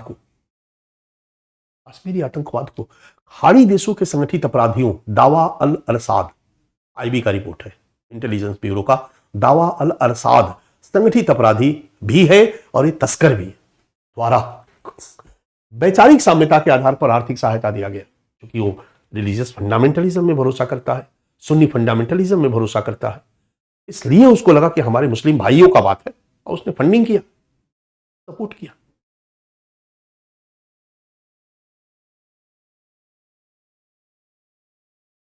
ये है दोनों के बीच। अब संबंधों का परिणाम एक डायमेंशन हमने खींचा है, क्योंकि प्रश्न पूछे जाते हैं और मेरे ख्याल से समय हो गया। संगठित अपराध और टेररिज्म के बीच लिंकेज का क्या दुष्परिणाम है, क्लियर है। इससे आतंकी संगठन भी मजबूत हुआ, उसकी ताकत बढ़ी है, संगठित अपराधियों के पास भी ढेर सारा पैसा आ गया और ताकतवर हुए, तो संगठित अपराध भी बढ़ेगा, आतंकी संगठन भी, आतंकवाद भी बढ़ेगा, दोनों बढ़ा तो दुष्परिणाम हुआ ना जी। इसके क्या दुष्परिणाम है, हम लोग कल इस क्लास को आगे बढ़ाते हैं, कोशिश करेंगे कल तक इसको हम फिनिश कर दें, इस टॉपिक को। डन।